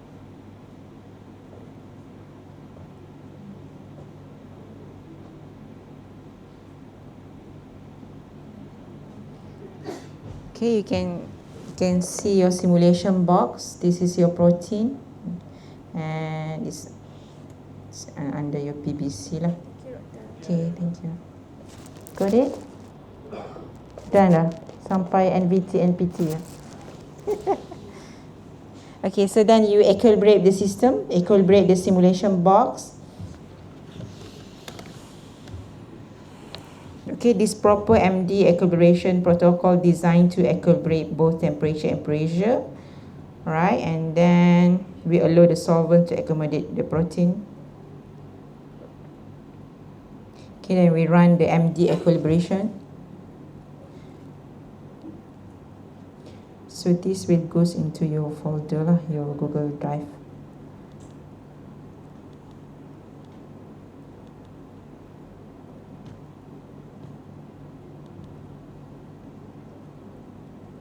Okay, it will take some time.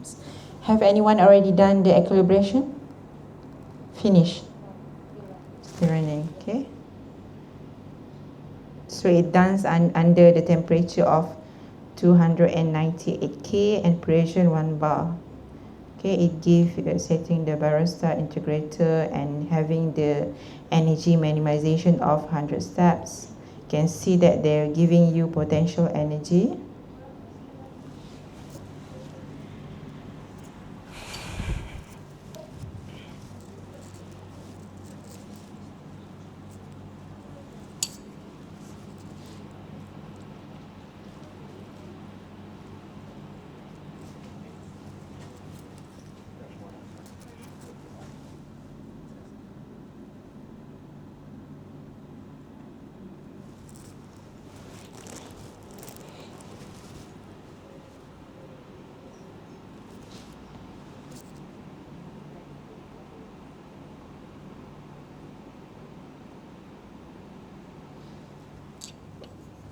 Okay, you can see the progress is very slow lah, right?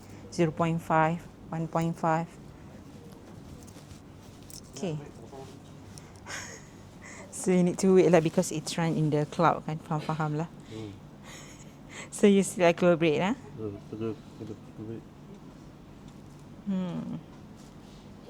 So you are going faster lah. Yeah. So how many are already your percentage progress? Can you go down? Oh, 6. Oh, it's very long lah. Kan? But you go already faster. 60. This one already run already. 29.6. Oh, this one you concatenate dah? Yeah. Okay. Okay.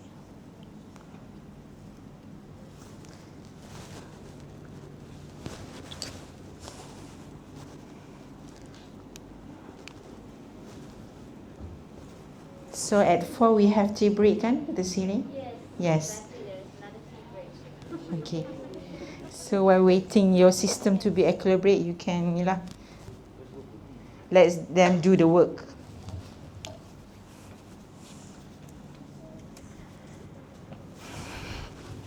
Okay, Jit. So tired lah nampak you. Okay, Jit. You pakai Max ke? Okay.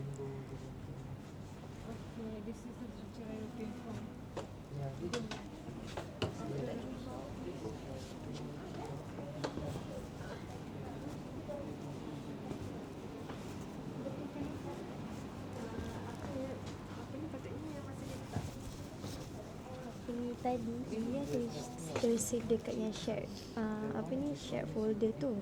And then bila kita orang create dekat my drive saja, dia macam hilang file yang ni. SYSPDB ni tak ada. Tak tahu dekat mana. Save dekat. So dia SYS tu dia create masa you create topology, dia tiba-tiba dia akan bagi outputs tu. Tapi sekarang tak jumpa topology dia kat mana. Tapi you kena redo it again. Okay. So you kena from So delete balik lah semua benda. So sebab dia akan rewrite tau. So kalau you nak guna balik dah tak boleh lah.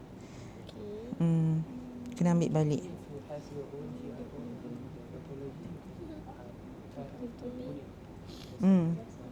Okay. Okay. So if you want to run your systems, you make sure that you try to create your own topology and on GRO files. Okay, you can try it.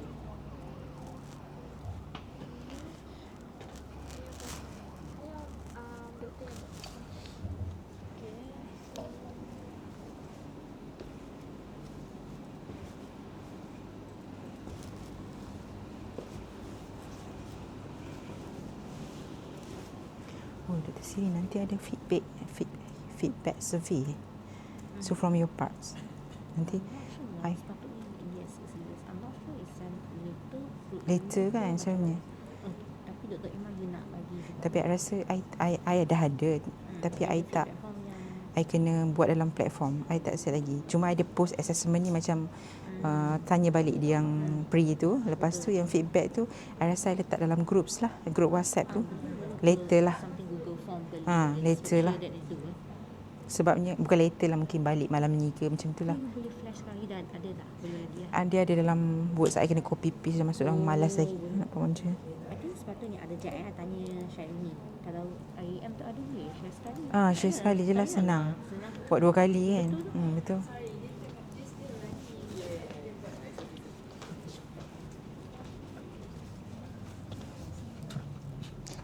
Production. 25. If you want to put your systems, you can try to get your own topology and GRO file and test it. Kan? You can create from Ember ni lah. Post fill tu. Post fill tu you kena customize.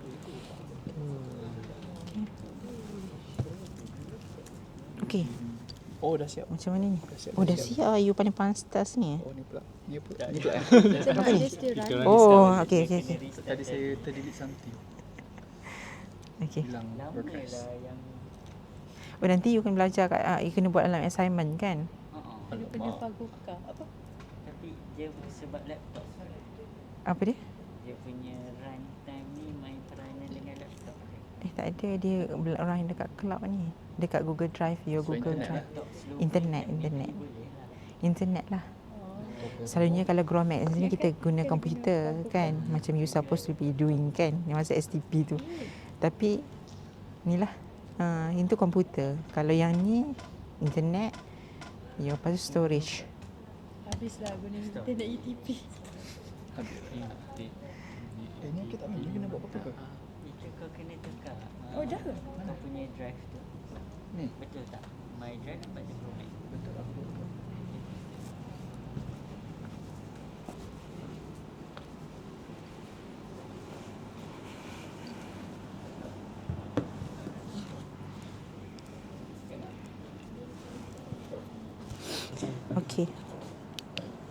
Okay, we're going to finish our session. Okay, so after you run the accreditation, you just do at home lah. You're running for NPT or NVT. You try to customize your code. Okay, for example, you want to use another assemble, right? You use your code. Okay, you find it yourself lah. Okay, for example, this one is running for the last simulation. Okay, this one is running for the production of MD simulation using the NPT, meaning that you have a constant pressure and temperature, okay, which is the assemble after you have done with the equilibration. Okay, for example, this one you done with the equilibration, Okay, means that your system is already stable. It's well equilibrate. Okay, macam you kacau, when you mix up your coffee and the sugar and it blends together, means that they are stable in the mixture. Okay, and then you can start to do the simulation. Okay. Okay, and then after this will take a longer time lah. You can continue at home. Okay, and then right after that will be align your trajectory. So your trajectory must be in the same format. Okay, here you have to locate it, the path, the right path, and then put on your PDB equilibrated, and then you have to set up your strike time. Okay, this one is also explained here. Okay, and then you load and view the trajectory. So when you got the trajectory, you can download it and you can view in PyMo, for example. Okay, you can view in the Chimera. Okay, or you can take a snapshot of your structures. Okay, and then goes to analysis. After you got your trajectory, it goes to analysis. Okay, you can compute the RMSD of your protein. Okay, you can set up lah your output name, for example, and then you can plot the RMSD as a distribution. Okay, this is another analysis. You can compute radius of gyration. Okay, and then you can compute the movement of your atoms, the fluctuations of each of the atom lah, using RMS. Okay, right, and also here you can also calculate the PCA. It's more detailed punya analysis for the MD simulations. So very easy, right? So if you use GROMAX or Ember, it's very messy lah. You need to find the code, the command, right? The command is everywhere. As now here we have already set up. Okay, it's already in the code. Okay. Okay, that's for the analysis, right? Okay. Got it? So you need to continue this at home lah, because it takes time for the running in the MD simulation. Okay, so the final hands-out today will be very simple. So you can go to the hands-on 5. So I want you to create a molecule. Okay, any molecule using the smiles. Okay, you can find any molecule that you can find in PubChem, in HRD, right? Try to create a compound 3D structure and you post it in our WhatsApp group. I want to see the structure from 17 participants today. Okay. Hands on 5. I think it's the structure. Okay. For example, okay, this is hands on 4. Tadi dah buat. So hands on 4 is on drawing 2D structure from smiles. Okay. So here is where you put your smiles. Okay, you can create your structure lah. For example, what is this? Do you know what is this?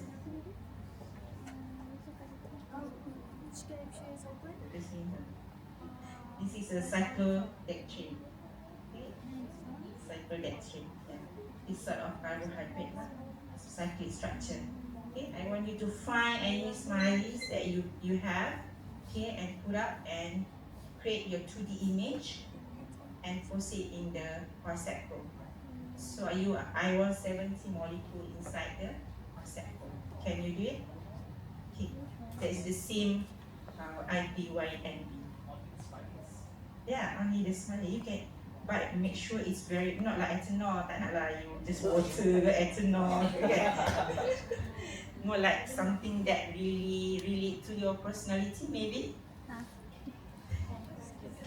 You are delocalized electron yang selalu bad mood, so you are having. Okay.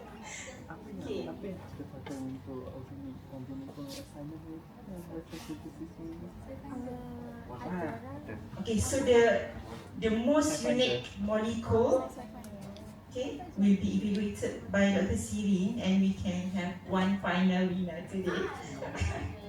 Okay? Okay, please think of something beautiful. Okay? Do you already, oh, Excuse me. drive. I don't. Any. Okay. Okay. If you are satisfied with your compounds, then okay lah. If you want to win the final prize, then maybe you think about something else. MOF. Betul lah cakap. You buat polymer MOF tu kan, if you make it polymer like very macam panjang tu, macam polymer ni, Zoom punya ni, no. Ayo. Nanti dia kata copyright dia.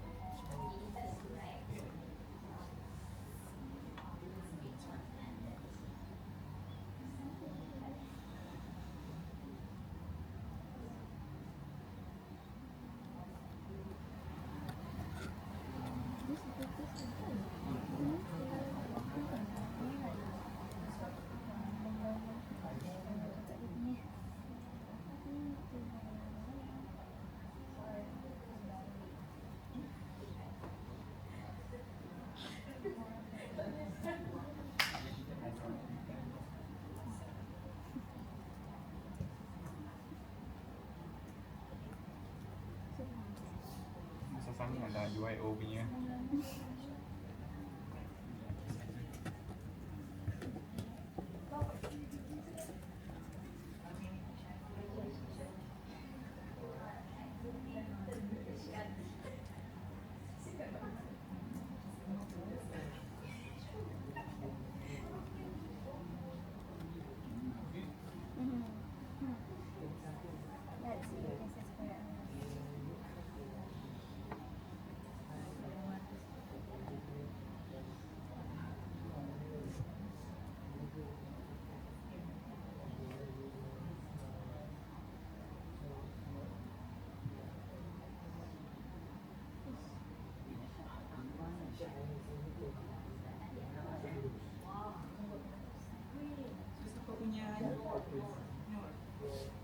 Yes, I created POSS. So you have to confirm. Yes. Oh, okay. You have better chance to win. 2D. Dengan 2D lah. Punya tu. Punya IPNS on 5-4.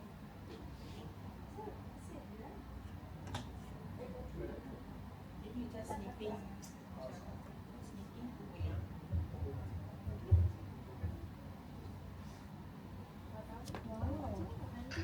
Gimana punya iwat jadi ke? Dari sini. Guna.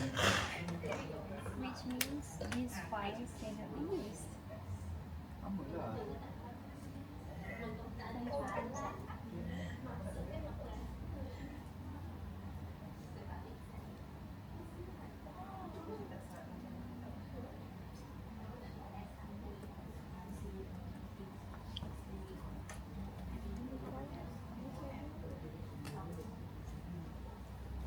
So we have two compounds from one student. Okay. Doktor.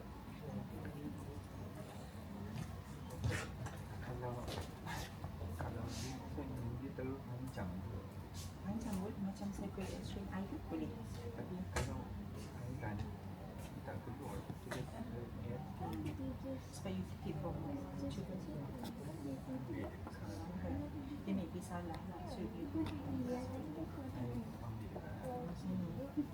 apa nama structure ni? Adalah. Kita cari lagi. Teringat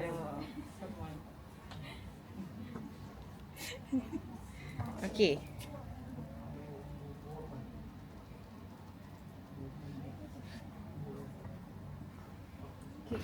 Okay.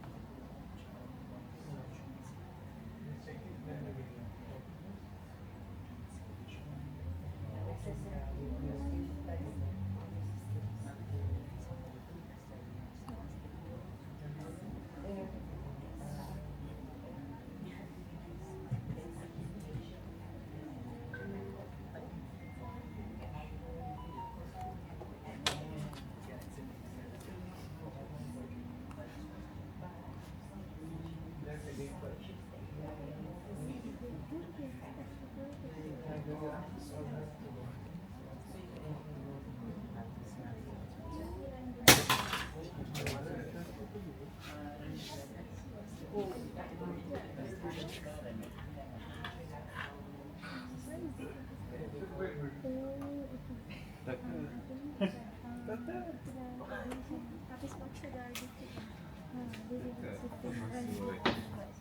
Dia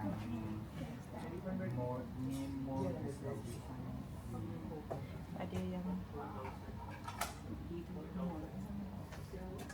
ni punya compound flow to complete ni ada macam tertulis sebab dia bunyi buat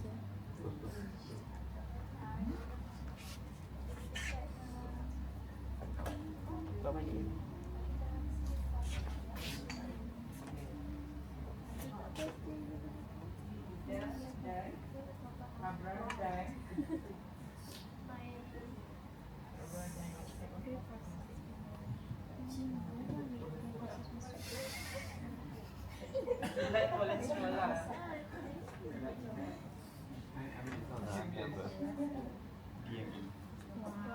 Tu je.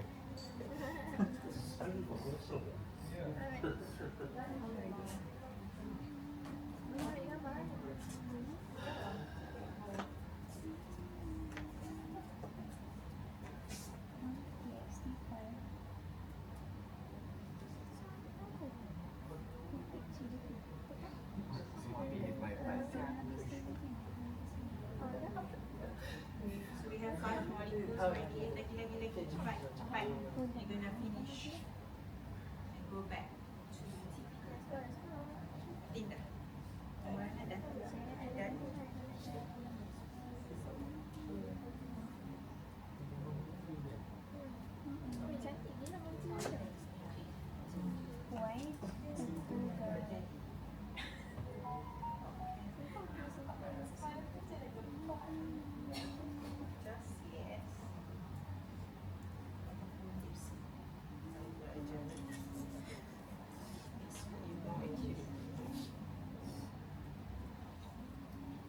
So that is how you convert the smile into the 2D, right? Dah dah. Kalau antara S2 ni untuk apa? Macam tunjuk ada lebih bracket juga. Kalau you nak confirmkan, you go to cam draw, put the smile and tengok structure. Sometimes sebab tadi I ambil psychotic stream dekat PubChem tak jadi. And then I pulang change CBP jadi. Cuba you tengok the structure. Sebab kadang-kadang cuba, ada nama ke structure?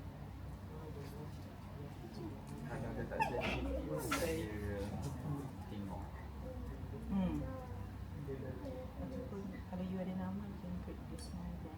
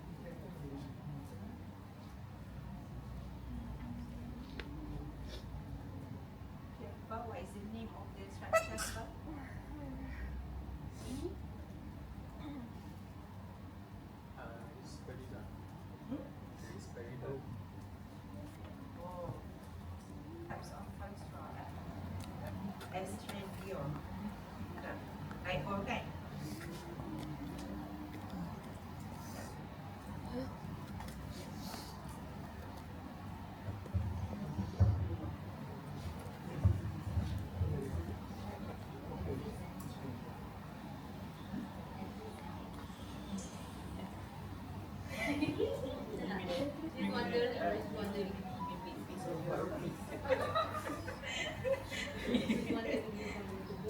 hard work lah. You kena elaborate how many bonds and all.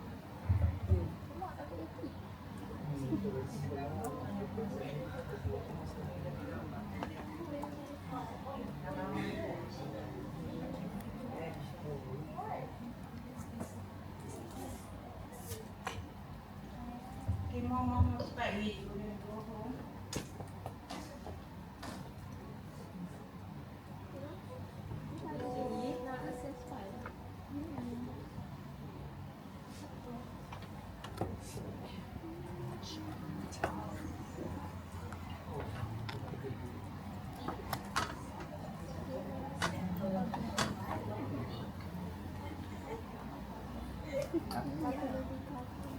Abracadabra.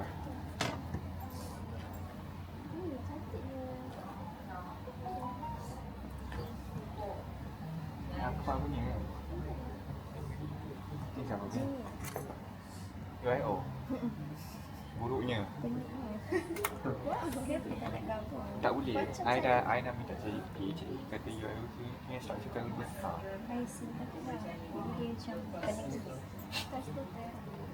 Testosteron? Siapa letak testosteron?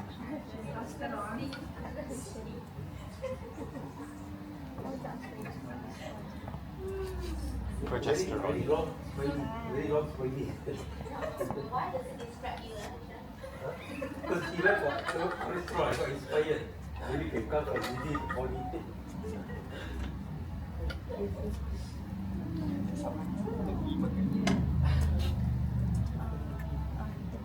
Kita pergi makan sebagian aku nak carry semua the curve. You want that? Main ni dah. Oh, nak AI.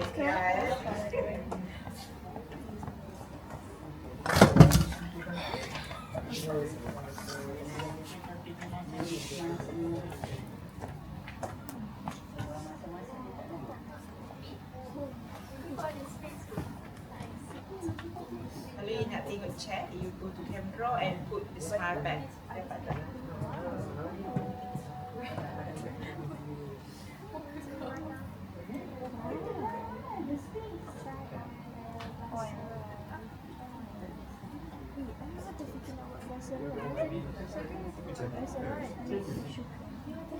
Macam kambing.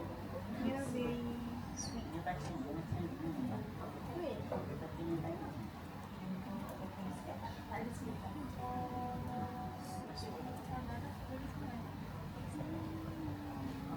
Oh, saya bagi 3D lagi hari ni.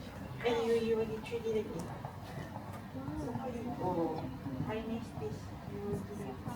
Are you learning using architect?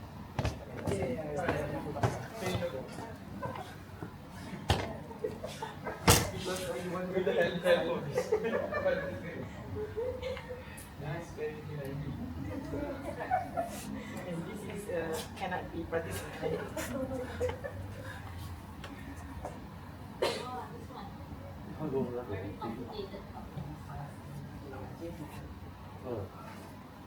Oh, we did that same one.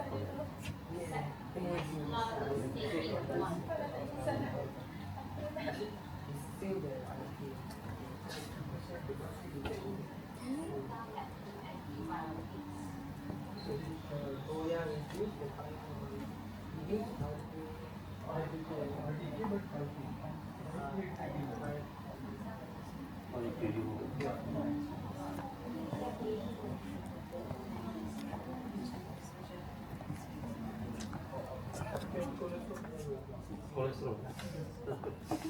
Lipid lah.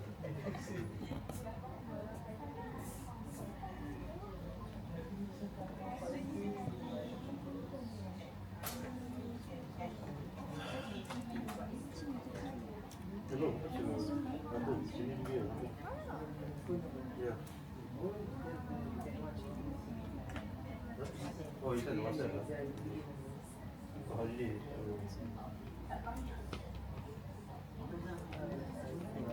Yeah, just right.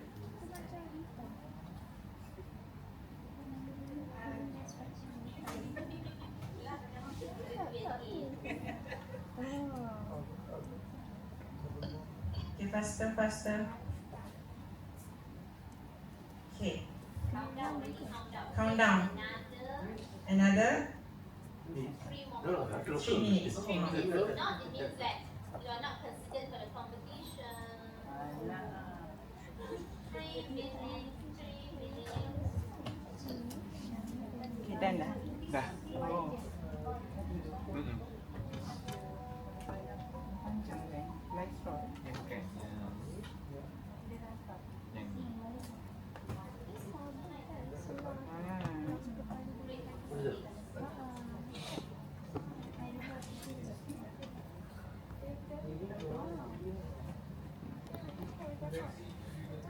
Yang macam ni.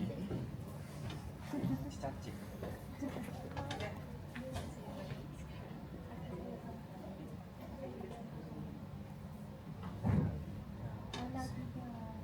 Nanti kita crop singgah dekat dalam. Sumpah. Nanti you menang sini siapa ada? Kita. You. Laju. Habiskan pidangnya. Makanan. Okay, faster. Okay, habis makan. Dia memang. You have to fish your one goal. It's not creams. Okay.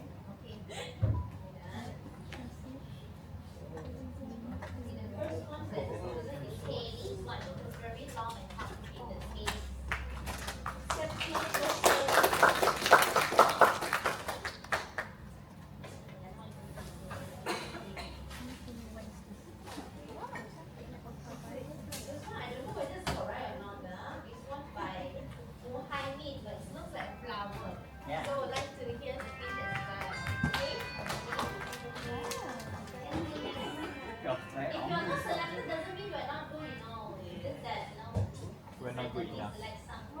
We are not wasting time.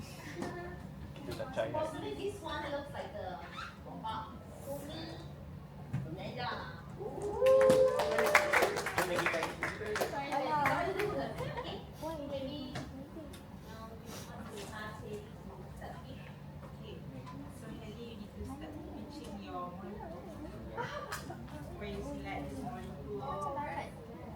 Kena pitching dulu. Kena pitching. Kenapa you pilih warna tu? Oh, dia nak pilih ya? Dia nak pilih ke? Lah.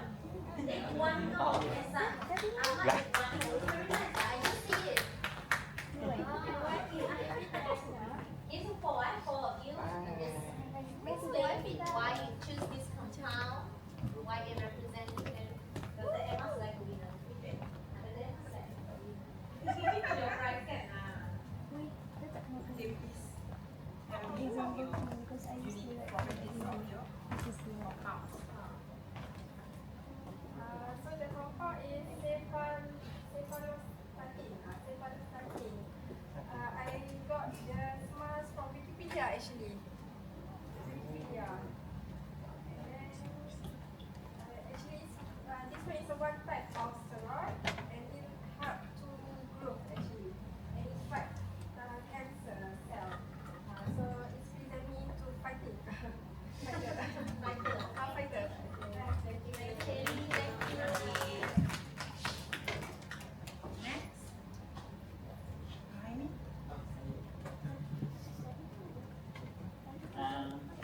This compound is called octadioxyculi. It is actually resembling a sunflower, and I found it on molecules of the year. It won in 2017. And I chose it because who doesn't like some sunshines, you know? So sunflower. so sweet.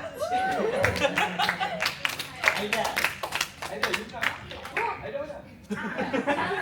Dia kena pitch. kena cakap kenapa kau choose that compound. Just to pitch why you have selected this compound. How it represents. Yeah. Why it represents you. What? It's just a random molecule. Random molecule. It doesn't exist. It doesn't exist. Is it actually present? Does it exist? It does.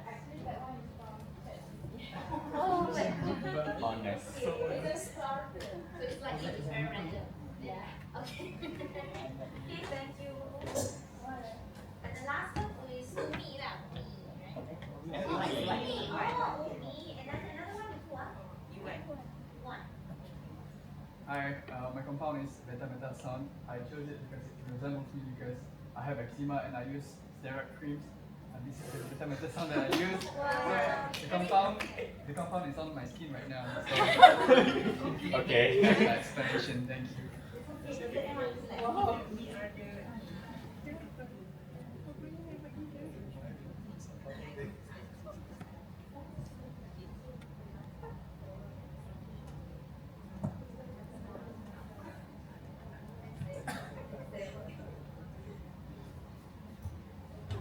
Okay, so the winner, we have two winners here.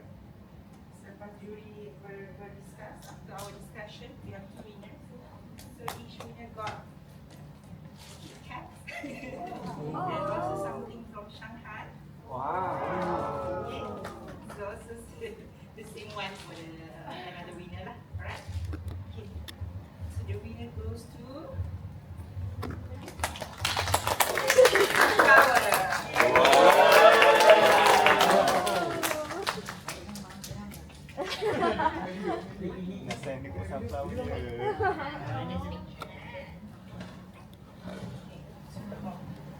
personally for me.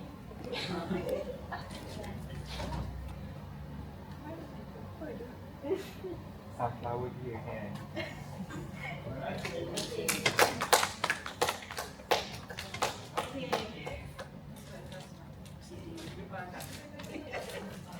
So the second one is the one that comes with the products.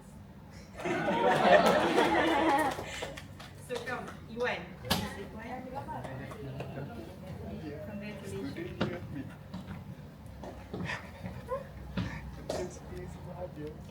Congratulations.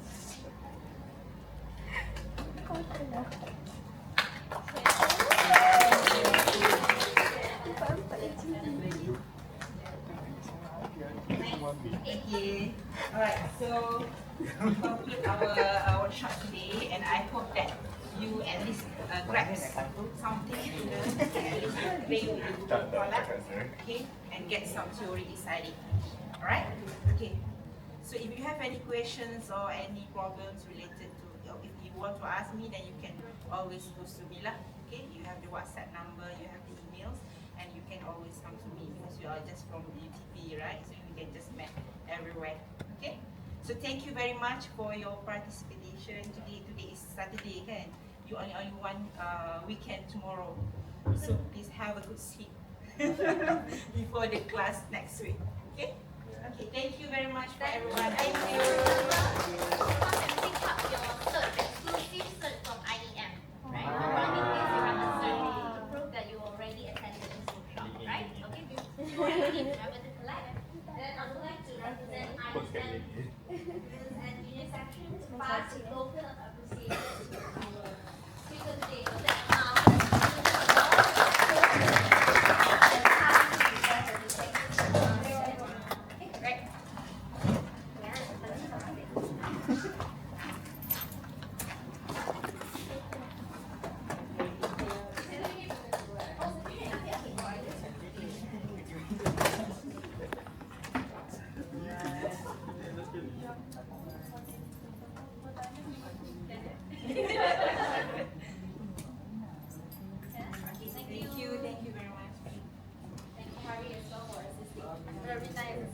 Okay, right, so remember all safe journey back. Thank you very much. Hope you learned something useful.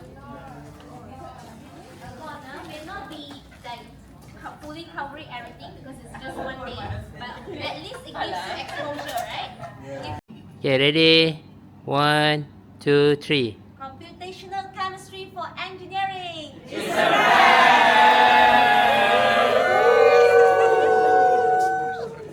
Okay.